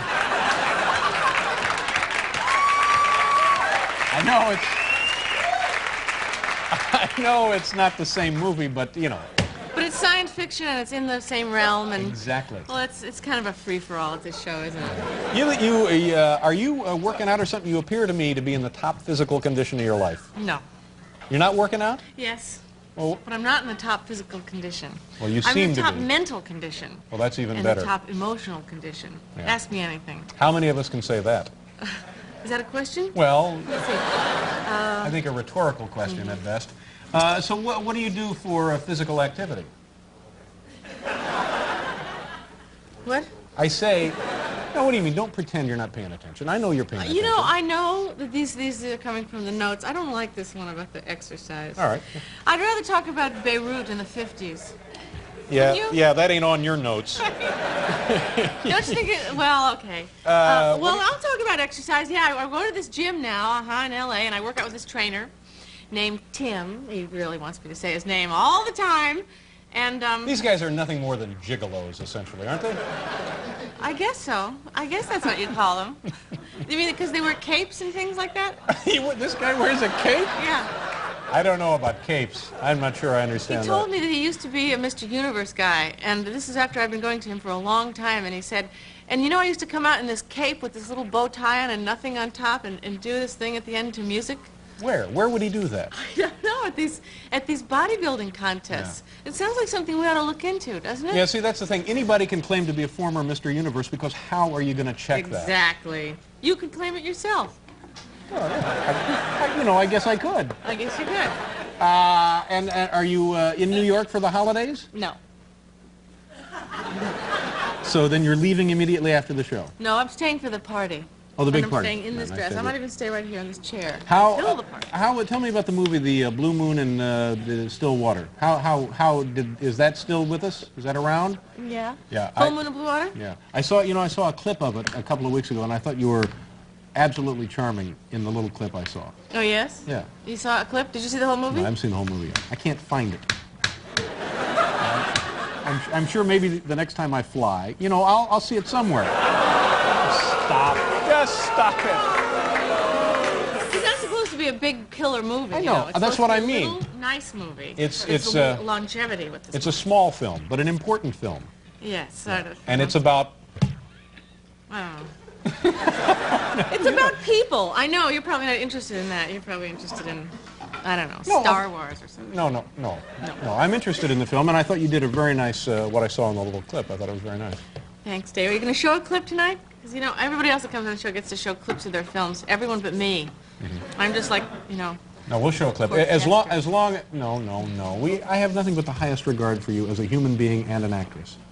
Now, we'll show the clip if it's not the one you've shown on every other TV show. Okay. It's a different clip? I don't know. What's the clip? Well, I don't know. I didn't bring it. Okay, I didn't bring it either, like in my suitcase. Then we have no clip to show. Oh, yes, then I do have it. What do you want me to say? Well, we'll find out what it is. Liars around here. We have to do a commercial first. Sorry. Don't apologize. It's going great. Okay. You want to see what it's like when it snows here in New York? Yeah. Do you really? Yeah. Do you really?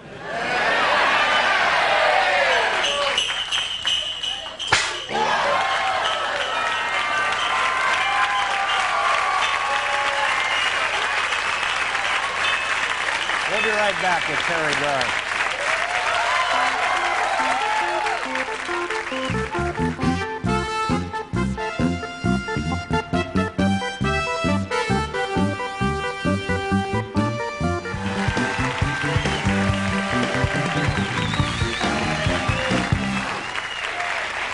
back to the show. Teri Garr is with us, Coco Taylor, legendary blues singer, and Jim Valvano. Happy birthday, by the way. I understand it's your birthday. No. Maybe not today, but what, like a couple of days ago? Yeah. Well, a couple of days ago? Yeah. How old are you? I forget. I know how old you are because I saw it on Entertainment Tonight. Oh, shut up! Just leave me alone. Why don't... They said you were 39. Congratulations. Just leave me alone.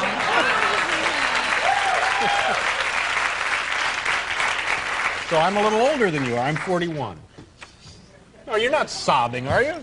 No, not sobbing. How's your mom? God, just fine, Panks. It's the same old stuff every time I come into the show. Just zit, zit, zit. I'm the only one person that'll stand for it? Is that what it is? No, it's not. No, we have people dying to get on this show. Oh, yeah, I bet Shirley MacLaine's dying to come back, right? I'm sorry. She's dying to come back, and she'll be getting the invitation in another life. Thank you very much. I like Shirley. Oh, I do too. I don't know about that. Anyway, Whitewater Blue Death. It's a shark hunting epic. Yeah, and then I fly a plane over to Tokyo and then drop the first bomb of a woman flyer, and that's what the story's about. No, it's not either. It's a sweet little relationship movie. That's right. Yeah, with you and Gene Hackman. Yes. All right, now, and this is not the clip we've seen on every other talk show. Thank God. What is this clip? I don't know. What is the clip? I'm asking him. He doesn't Ask know. Paul. All right, roll Paul. the clip. This is the one where you... Yeah, we know. Roll the clip. Okay, roll. Here it is. Teri Garr and Gene Hackman. Let's go to the Nope, this is the one. Hal, excuse me. Hal, we've seen it. We've seen it. No, we've seen this one. No, let's see the other one. Hal. Yeah, we've seen that one. Yeah, thank God. Let's see the other clip.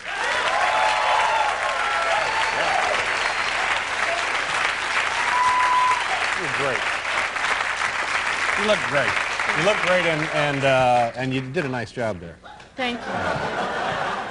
Thanks, Dave. You're a very talented actress. I think sometimes in the kidding around, maybe we lose sight of that, but I think you're just money in the bank.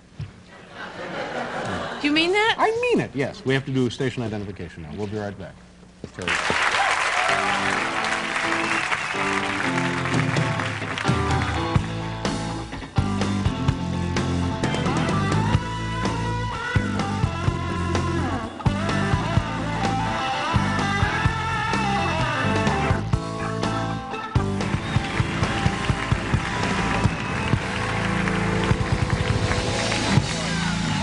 Nice job.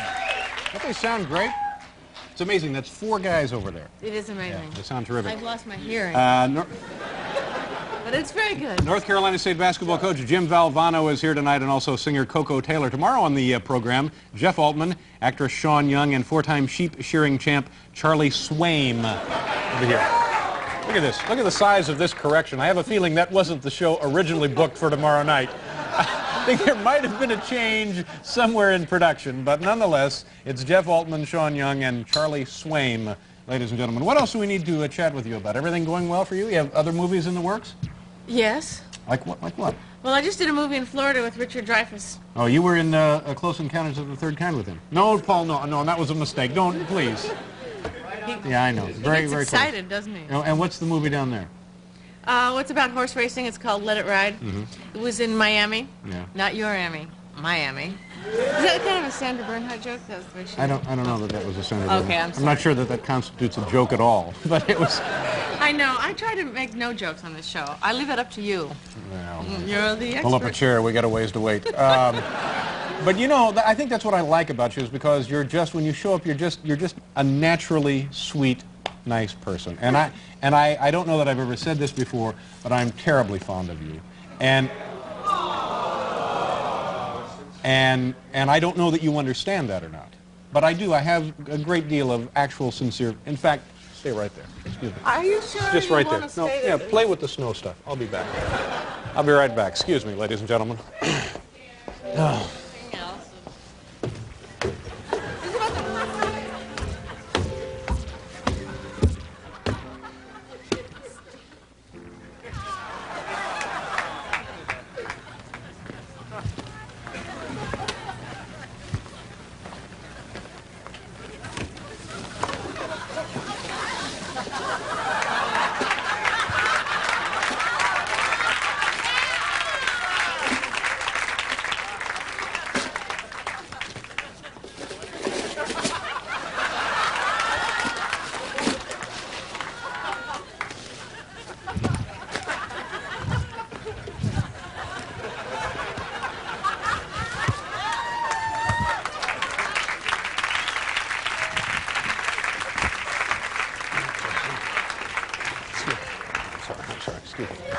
Here. I just wanted you to have these. Here you go. Well, these are very Merry Christmas.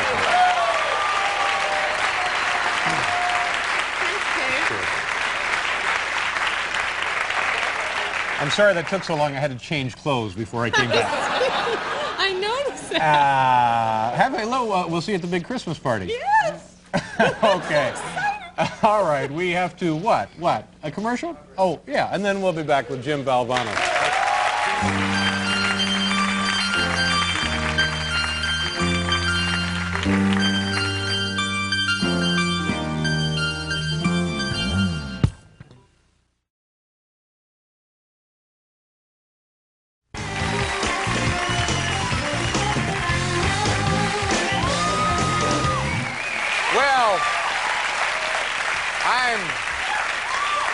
I'm really impressed by something. Earlier tonight, I was trying to talk to our producer, Robert Morton, and he was busy. He was distracted, and now he tells me he was distracted because, what, Robert, there was a smudge on the lens here on camera one? Smudge on the lens here on camera one. So, and this camera represents what? The lens is like $50,000. The camera itself is like $100,000. What are we talking about? Am I close on these figures? Yes, very close. Like $150,000 worth of equipment right there. So, a few minutes ago, to clean the smudge off the lens, what do you think they used? Some kind of special lens tissue or paper? No, Johnny used the inside of his jacket. He did this. This is how we clean the cameras here.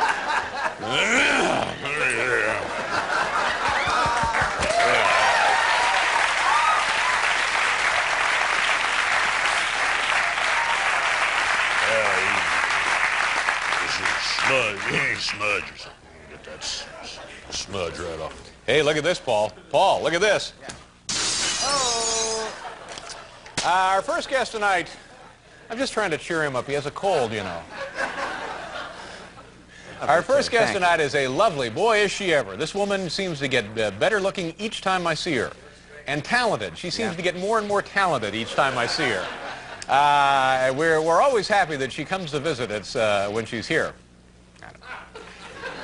Her new comedy mystery film, which seems to get more and more mysterious each time she's here, is called Out Cold, and it opens tomorrow. Ladies and gentlemen, please welcome a beautiful human being, the lovely Teri Garr. Teri?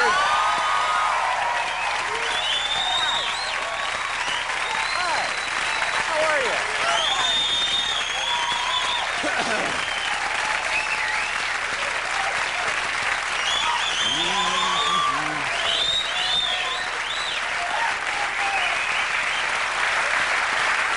How you doing? You look terrific. Thanks, Dave. And we should point out, Academy Award nominated Teri Garr from a couple of years ago. Yeah. Yeah. Well, a couple of years ago, but let's bring it up. But many actresses live and die never having been nominated for anything, and were nominated for the highest award in your field. That's true, and I'm going to do it again too one of these days. Congratulations. Well, thank you. You must be very tired because I'm told you were up this morning to be on Good Morning America. Yes, I was. Did you enjoy that? I don't remember. Yeah. What time did you get up? 4. Really? Mm-hmm. Wow. I know. Then I had to jog around the park about 16 times. What did they talk to you about on Good Morning? And by the way, I don't see David Hartman on there as much as I used to. You know, I don't think he's on that show anymore. Is he on assignment or something? Yeah. He's in Japan. He's in Japan? Yeah, he is. I see. Working on a story then, I guess. I guess. Yeah. So who did you talk to on the program? Joan London. Yeah, she's lovely. Yeah, she's very, very nice. What'd she have to say? I don't know. We talked about this movie that I have coming out. I plugged my movie. That's what I'm here for. Sold Out is the movie? No. What's no. the movie? It's called Out Cold. Oh, Out Cold. I'm Not sorry. even close. Sold Out. It's pathetic, you know? It's pathetic. It's unbelievable. You're one of those hosts that never sees any movie that a person comes to plug, that never reads any book that a person comes, and you just sort of guess and make conversation, but it's very nice. Yeah. You do it very well. Thanjust honey. Now. Don't honey me. What? I'm sorry? Don't call me honey, okay? Sorry. It's kind of a sexist. I don't know. I'm sorry. I didn't mean that. I just meant it as more of a friendly term. I know. Yeah. So also on the show this morning, they were interviewing this guy, Earl Morris. You know who he is? Yes, I do know And who. he made that movie, He was on this show. He was? Yeah, years and years ago. So he's a very interesting He's guy. an interesting documentary filmmaker. It's all cinema verite, isn't it? That kind of thing? Well, did you see his movie, The Thin Blue Line? Mm-mm. You didn't? No, I saw. Have you ever seen a movie in your life? Ever? Yeah, Did you see Gone with the Wind? Yeah, I've seen Gone. I go to plenty of movies. I don't think so. No, I do. Ask me, quiz me. Axe me. Okay, I suppose you saw Cheerleaders from Hell or something No. like that. You didn't see that one? I didn't see that one. Now you're making a mockery of this whole proceeding. Sorry, No. I'm sorry. Excuse me. I saw Jaws. Did you? Back in '76? Yeah. Oh, very good. I enjoyed it. And I'm thinking about renting it. Are you?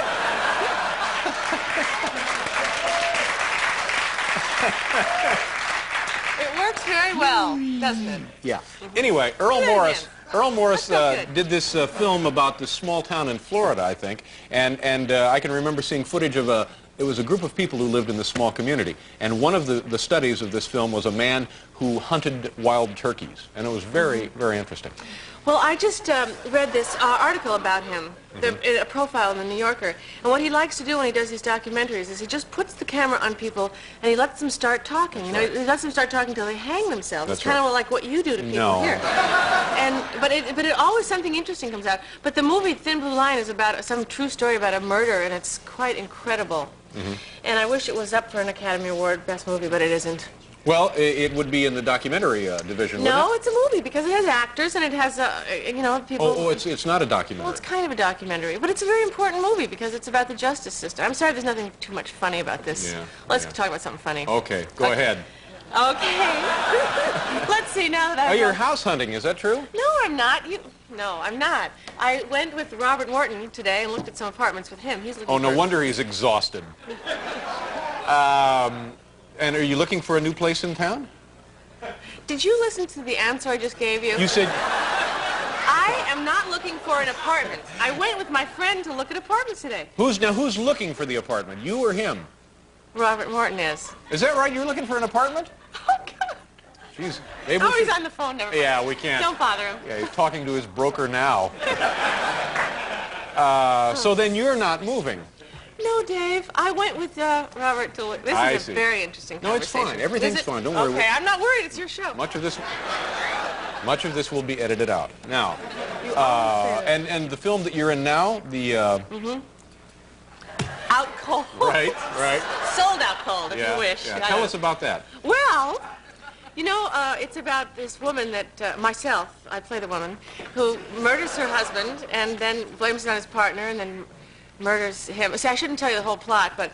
Why not? I'm not going to go see it.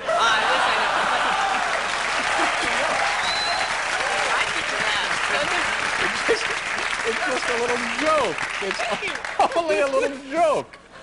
Little is right. Tiny little joke. Tiny little joke. Yeah. Well, anyway. Hold that. We'll do a commercial. Okay. All right? All right. We'll be right back here with the lovely, the talented...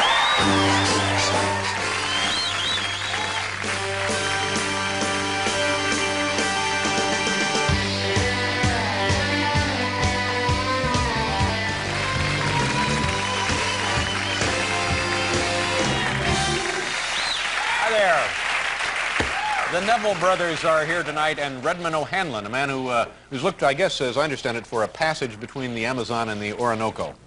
Really? Yeah. While you were out looking at apartments, he was looking for a passage between the Orinoco and the Amazon. How's your mom? Fine, thank you. She doing good? She's fine. Does she ever ask about me? Often. You know, I feel like I've met your mother, but I don't think I ever have. She actually saw your special and wanted me to tell you that she liked it very much. It's the only time she's ever watched. Well, I appreciate that, and tell her thank you for me. Are you living in a sensory deprivation tank in Midtown Manhattan? No. I heard you were. No, How long can you stay on one of those things? Like 2 weeks ago? No, I'm not. You're making this up. I am not making this up. You're being snide now. One of the apartment people said this is where Letterman lives, in this sensory deprivation tank. No. In the 50s. No? No, Okay, no. I made a mistake. Yeah. But now, is your mom retired? Why do we... Yes, she is. But I think, tell your folks, tell the folks what your mom used to do then. Why? Well, it's interesting. My mother used to be a dancer. Right. Why do you want to do this? Well, I think that you come from a show business family. I think people enjoy hearing that. And your father was a comedian. Yes, an actor and comedian. So that's nice, like isn't yourself. Well, I don't know. Yeah. Do you have brothers and sisters? Yes. Older, younger? Older. Yeah. What do they do? One of them is a surgeon, and one of them is a surgeon, really? Yeah. What kind? Orthopedic. Wow. He's an orthopedic brain surgeon. No, not really, not really. He's an orthopedic surgeon. It's pretty cute, though. Thank you. Yeah. And you have a sister, you said? No, I have another brother. Two brothers, all right. Yeah, and what does he he's do? a boat builder. He's a boat builder. See, this is great. It's fabulous. Are you kidding? Yeah. No, that's a real interesting family. How often do you guys get together? Just in the holidays. Yeah. What about you? You got these sisters that live in different parts of the country? Yes, I do. They're married with kids, and they're different from you. Well, yes, they would pretty much have to be different from They're me normal, though, being right? sisters and all. No, they're one is married, one is not married. But now I understand we have a clip from your new movie, Cold Cuts. So if you're... Is it ready to go? All right. Let's take a look at it here. Terry? Yeah. Tell the folks who's going to be in it. Well, I don't... What are we going to see? Elizabeth Taylor and Richard Burton. What are you talking about? Tell them about the clip here. Oh, well, see, this is the thing. I don't know what it is. But as soon as I see it, I'll know. But you play the woman who murders the folks. Well, maybe. I do. Okay. Here's a couple of seconds from Terry's brand new film. Watch closely. Wow,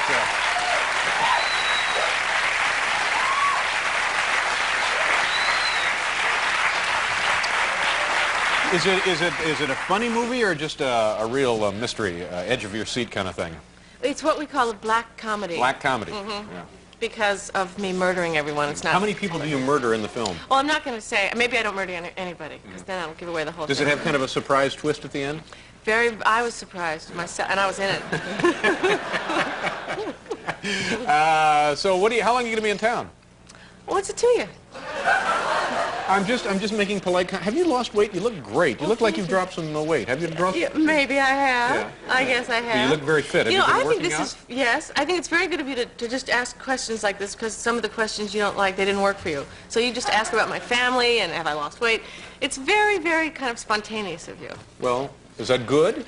Well, it's not But see, necessarily good or bad. It's just that it's only television. It's only television. Yeah. But see, I'm concerned about your mother. I like your mother even though I don't know her. So I always try to ask about your mom. Terry? Yes, Yeah. Dave. So how long are you going to be in town?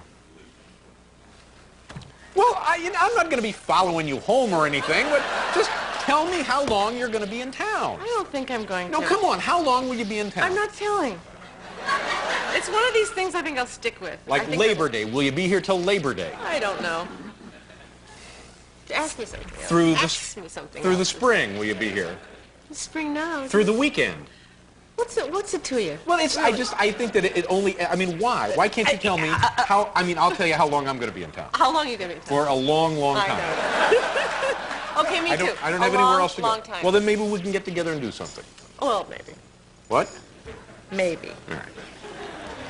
You want to hang around like you usually do? Very much my favorite group is the Neville Brothers. Oh, well, then by all means, hang around. They have We'll be back here after station identification with Teri Garr and the Neville Brothers.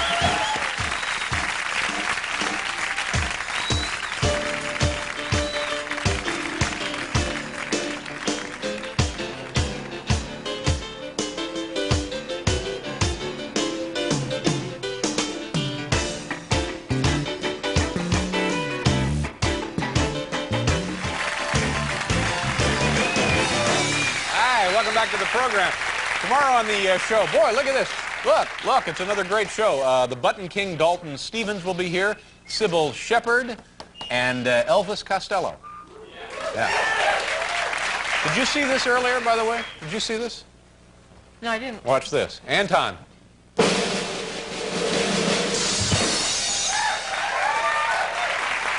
Fabulous. Now, aren't you glad you stayed? Yeah, Okay. now I am. Coming up in this half hour, the Neville brothers will be joining us, and also Redmond O'Hanlon, the gentleman who looked for the connection between the Amazon and the Orinoco. You think he's an Irish guy? No, I think he's, no, I don't. Is he? Red O'Hanlon? I guess he is. I think, yeah. Also, and that's it for tonight. Now, let's do our top 10 list. Tonight's category from the home office in Oklahoma City, Oklahoma. People up there with a road atlas. From the home office in Oklahoma City, Oklahoma, top 10 Boston Red Sox team rules. You want to try this one? No, I don't. Are you sure?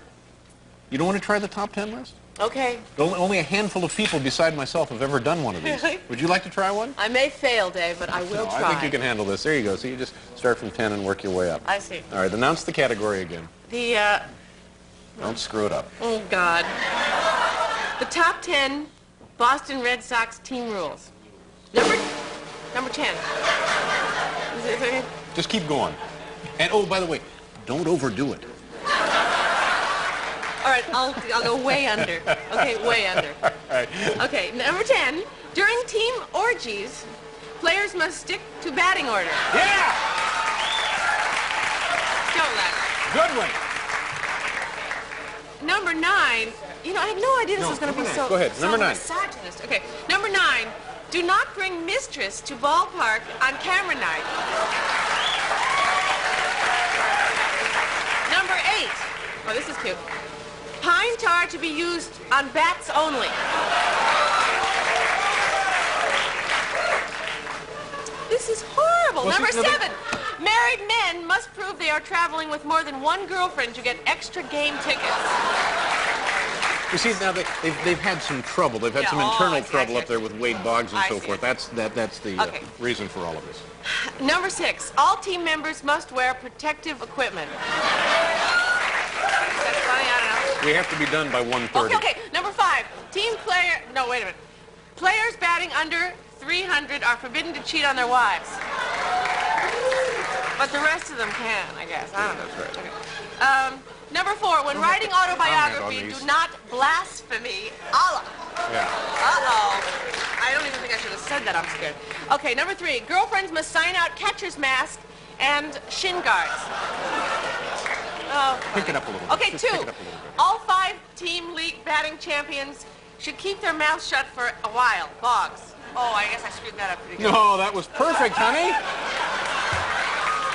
Look, this is a cold reading. Right, okay. one little mistake, but everything else has been fine. Okay. Here we go. Number 1. Number 1. Number 1 is choke up on it.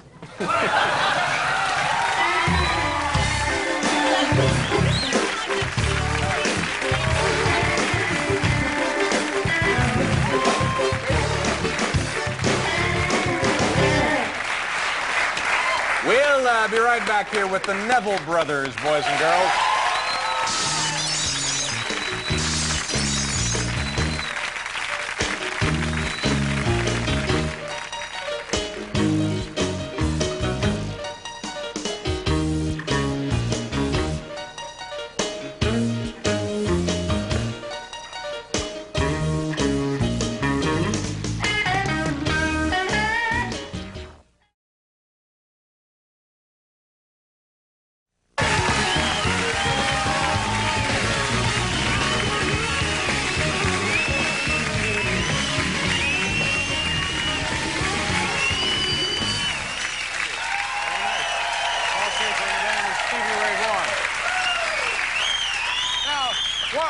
Weren't you going to be here one other time and there's something happened?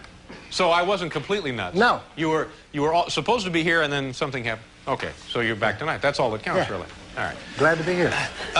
Okay, let's bring out our first guest. I saw that guy today, Paul, the windshield guy. The guy who washes windshields when you runs up to you on the highway and washes and yesterday, I had no money at all. I just barely had enough money to get into the city, and I had to pay him with a bridge token, and that's all I had. And I explained this to the guy, and he insisted on doing it anyway. And then after he finished, he asked me for the money, and I said, I told you I didn't want it done. I don't have any money. So today, he comes up, and I explained to him again that while I had plenty of money today, I really didn't want it done. And he says to me, I'm just trying to earn an honest living. And then I pointed out to him that it was illegal to be doing this. So there you are. Let me ask you a question. It was quite a little ideological exchange there. How are you getting to work these days? I'm driving myself to work. You are? There's a built-in grace period with the suspension. Oh, I see. Thank you for trying to make some trouble. I see. So how... What you just did there was the equivalent of turning me in. No. I was just curious because I know you wouldn't do anything illegal yourself. Of course you would wouldn't. not drive without a license. When your license is suspended for any length of time, you hear from the DMV, and then they give you some notice. You drive until you hear from the DMV, and the second I hear from the DMV, I'm going to pull over. I see. Oh. They're going to call you right in the car then. Yeah, I'm just phone. drawn on my pants now. Okay, let's get on with the show. Our first guest, a lovely and talented actress whose many films include the recent Full Moon in Blue Water and also Let It Ride. Is Let It Ride out now or soon to be released? Ladies and gentlemen, please welcome our good friend, the one, the only, Teri Garr.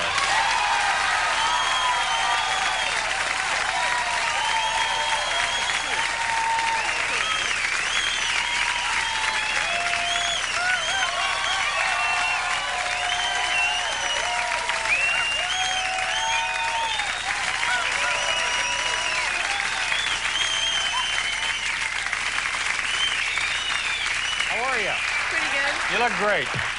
You look better and better every time I see you. I'm always amazed at how much you just look terrific. Well, thank you. Yeah, you're a handsome woman and a talented, lovely actress. Well, thank you, and so are you. No. See, you're just saying that to be smart, aren't you? You are a talented and lovely actress. How's your summer? You having fun being back in New York? Yeah, it's great. I'm waiting for Hurricane Hugo. Hurricane Hugo, yeah. Have you been taping up your windows? And my mouth. Ah, what have you done this summer? Well, Dave, I did a movie with Shirley MacLaine. We had a few conversations about you. Yeah. I can guarantee you my name didn't come up once. Huh. You can guarantee that? Yeah. That's not true. Yeah. Well, actually, it is true because we did the movie. We didn't speak. You and Shirley aren't speaking? Well, we didn't speak in the movie because we were too much in character.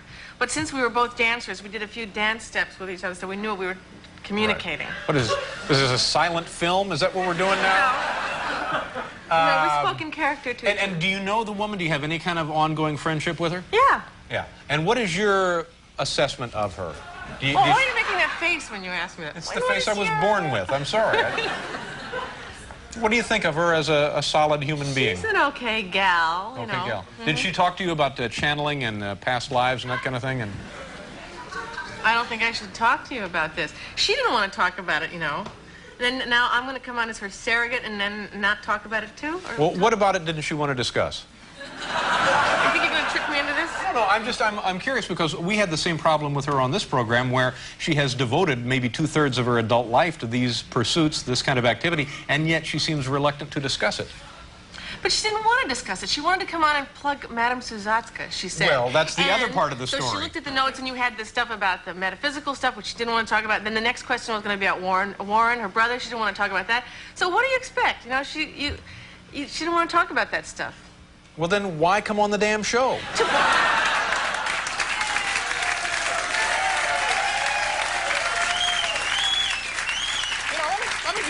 Let me follow that up by saying... Don't get mad at me because of her. God, what? If you don't want to talk, just stay home and watch wrestling. We don't... But then again, you're right. I'm getting mad at you for no real reason. I found out something about you I didn't know. Your sister is Crystal Gale. Did you know that, ladies and gentlemen? Talented country western singer, Crystal Gale. Is that true? You know, that's something about me that I didn't even know. Yeah. So let's talk about the... Well, give us one little Shirley MacLaine kind of story. Okay. Any kind of odd little deal on her? What, you know? She's kind of, you know, in and out of lucidity. You know, it's like the rest of us, you know. Yeah, that's true. That's true. We're all in there. Any channeling going on? Any seances? Any? You just want me to tell you. Any hypnosis? Any, you know, card tricks? Any? A couple of card tricks. Yeah. Yeah. Yeah. Yeah. So we're done on this topic. She plays a woman in the movie that does magic, so she well, see, learned a lot yeah, of that's that. interesting that I would know that. I guess I'm picking up something, some kind of residual vibrations here, I think. Maybe so. And what else? What are you doing this summer? What are you doing for fun? Fun? What's that? You know. You know, I enjoyed Chuck Grodin on the show the other night. He's a very nice man, very, very funny guy. Well, is he really mad at you like that? No. How could you be mad at me? Oh. Well, he seemed to say a lot of stuff that was true. Oh, but he said, but it was all in fun. Okay. Why? Nothing. I'd like to plug his book. I really don't, you know, have very many things to plug right now. Well, So, I mean, Let It Ride is gone. Let It Ride is gone. Let It Slide, as Paramount likes to call it. Oh. And, well, but okay, so I did the movie with Shirley MacLaine, and it's called Waiting for the Light. Right, and it'll be out soon. In the springtime. Right, and it's about two dancers. No. It's about, it takes place in 1962, and it's about, I have these 2 kids, and I'm divorced or something, and she's my aunt. Or something. I don't know what my character is. Did you study the script? The guy's gone. Okay, I got these 2 kids. All right. It's a typical Yeah. story. Hey, have you seen Batman? I don't know, Dave, have you?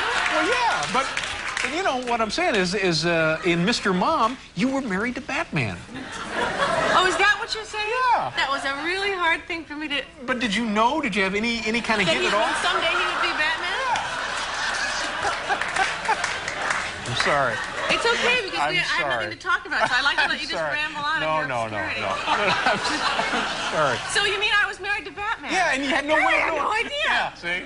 But he was kind of a sexy Batman, too. I'm Batman. Oh, yeah. I'm Batman. Yeah. Well, I thought he was good as Batman, didn't you? Excellent. He's excellent. He's very good. Let's do another movie with him. Yeah. All of us. You and me and him. Oh, that'd be great. Fabulous. Sure, Okay. yeah. You know at the end where the mayor is signaling, showing how he can call Batman, and he turns on the signal to demonstrate how they're going to call Batman? I kind of slept towards the end of the movie. Yeah. Well, the mayor has got a press conference, and he turns on the big bat signal to show how they'll call Batman again. Now, does Batman think they want him then?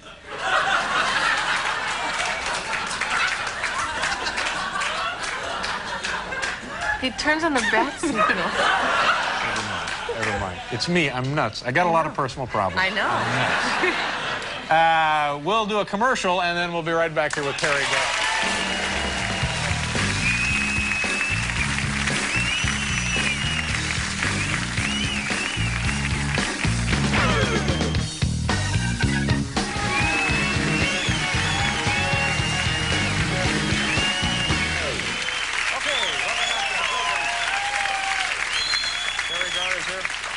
I wish you could stay all night. I just enjoy having you around. It's comforting to me, and so maybe one night you'll consider just staying here all night. I'll consider it. All right, consider it. What do you have there? You have brought Well, I a was little going to tell you because doing this show, I get a lot of perks. You know, I get a lot of invitations to things. I get a lot of things. People ask me to do this. Now, somebody's asking me to do this thing called showmercials. You know what showmercials are? No, I'm not sure. You haven't seen people like John Ritter and John Davidson. They do these things that you you think that you're watching a talk show, and then you watch it for a little while, and it's a half an hour all about a product. Yeah. And always from Hawaii or someplace. You're on the beach talking about... It's a fabulous place. Yeah. Well, these people invited me to do one, and the product they would like me to endorse is called Encore. Encore? And it's about impotence.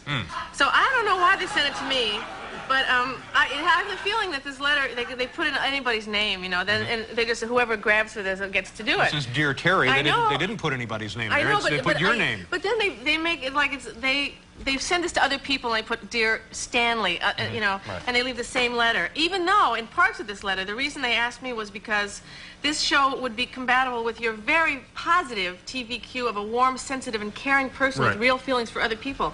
That's what they said about me personally, but I think they said about to anybody. It's well, like maybe not. I think you're selling yourself short here on this matter. So are you going to do it? When can we look for this? Well, no, I'm not sure. Even though I get to 20% of the royalties, and I could make up to $20 million on this. $20 million? Yeah. I don't think I'm going to do it. So this Impotence is big business, isn't it? Well, it's very big business, apparently. They go for the throat on these things. I mean, you know. So I just wanted to thank you for making me so popular that I get asked to do these kind of things. Do these things come... this one or the scratch and sniff diet tabs. Oh, what, and lumped into the same brochure, you get these? Yeah, I like anything that's scratch and sniff, don't you? I don't know. I don't like that kind of thing. No? Yeah. So you think... Did I tell you I've been dating Boris Yeltsin? Yeltsin? Yeah. Is his name Yeltsin? Yeltsin. Yeah, that's what I forgot. Because I met him in a bar and he was drinking and he kept saying his name was Yeltsin. I know. Yeltsin. Let's go to the phones. You want to take some calls? Let's do that. Let's go to the phones. What about plugging my movie? Overland Park, Kansas. Hello. Hi. Hi. Do you have a question for Teri Garr? Yes, I do. Okay. Terry, is Teri Garr your real name or one you made up for acting purposes? Thank you very much. Good question, Terry. Yeah, it's not my real name. Okay, thank you for calling. My new movie, Hang on. Fort Wayne, Indiana. Hello. Hi. Terry, when are you and Dave going to do a movie together? Wouldn't that be fun? You and I do a movie? No, we're looking for the right script. Thanks for calling. Traverse City, Michigan. Go ahead, please. You have a question for Teri Garr? Yes, I do. Okay. Terry, when you did Mr. Mom, did you know then that your husband was really Batman? See? Good question. You just bring me on the show to trick me. No, we're not tricking anybody. Yeah, Parma, Ohio. No, We have time. Shut up. We have time for one or two.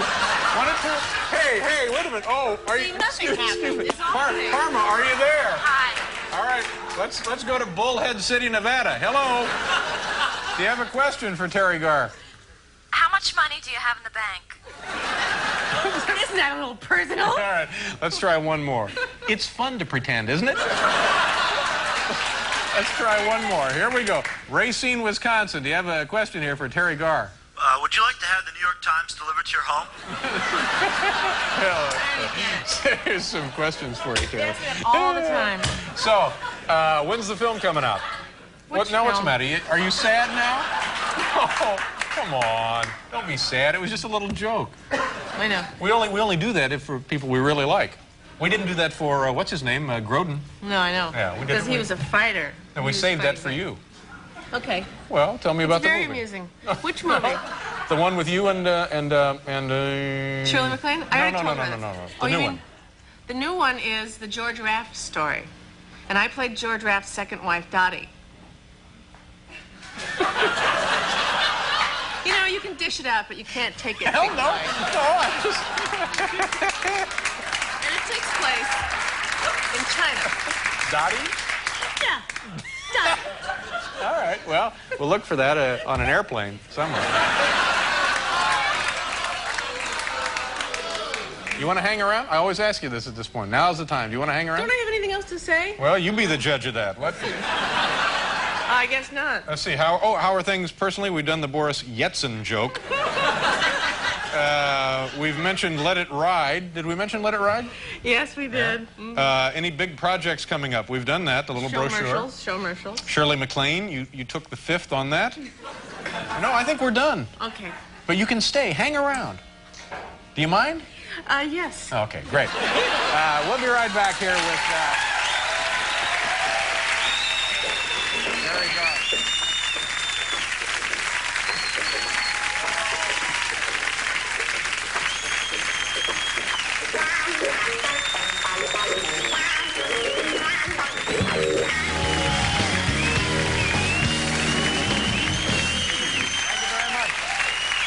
Teri Garr is still here. How's your mom, by the way? She's fine. Good. Give her my best. I feel like I know your mom. I feel like a friend of the family's, but I've never really met your mom. And you have a brother who's a surgeon and another brother who works on boats. How did you know that? What do you mean, how did I know that? We know that. We know that. We do? Because we're friends. Oh, yeah, I've known you I forgot we were friends. I'm one lucky guy. Also here tonight, Stevie Ray Vaughan. Do you think bubbles could exist in space? Yeah.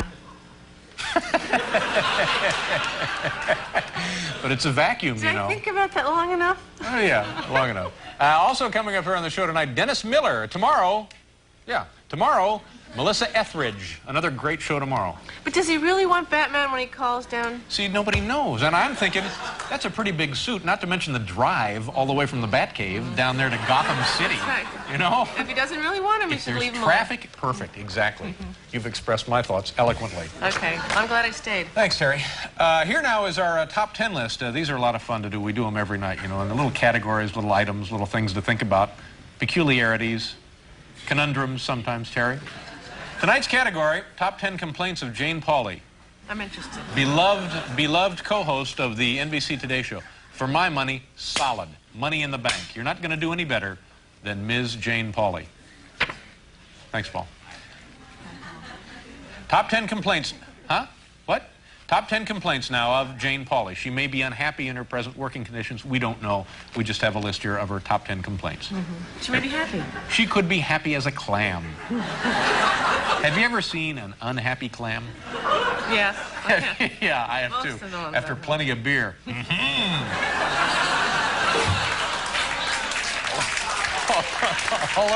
all over the deck of the boat. Yeah.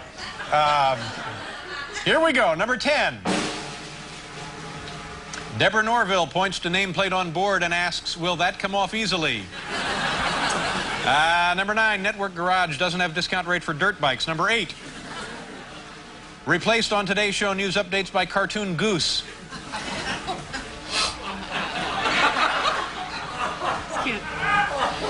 Number 7, the commissary's mandatory shirt and shoes rule.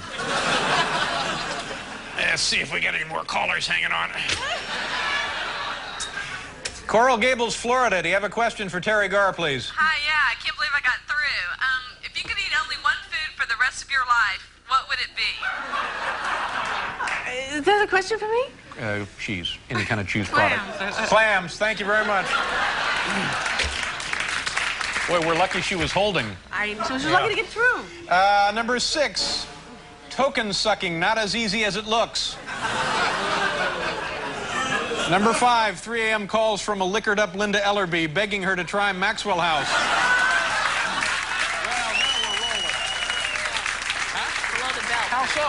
Well, liquored up. You know, you're accusing. Never mind. Number 4. Tasteless, you know. Number 4, barroom bouncers who say, "I'll call you," but never do. Yeah, I have the same. Yeah. Number 3, having to drive Letterman to and from work. Number 2, your name has to be Bill Cosby before NBC will kiss your butt. Number 1. Yes? Sounds like sour grapes to me. Number 1, them screaming brats of hers. There you go, Tom.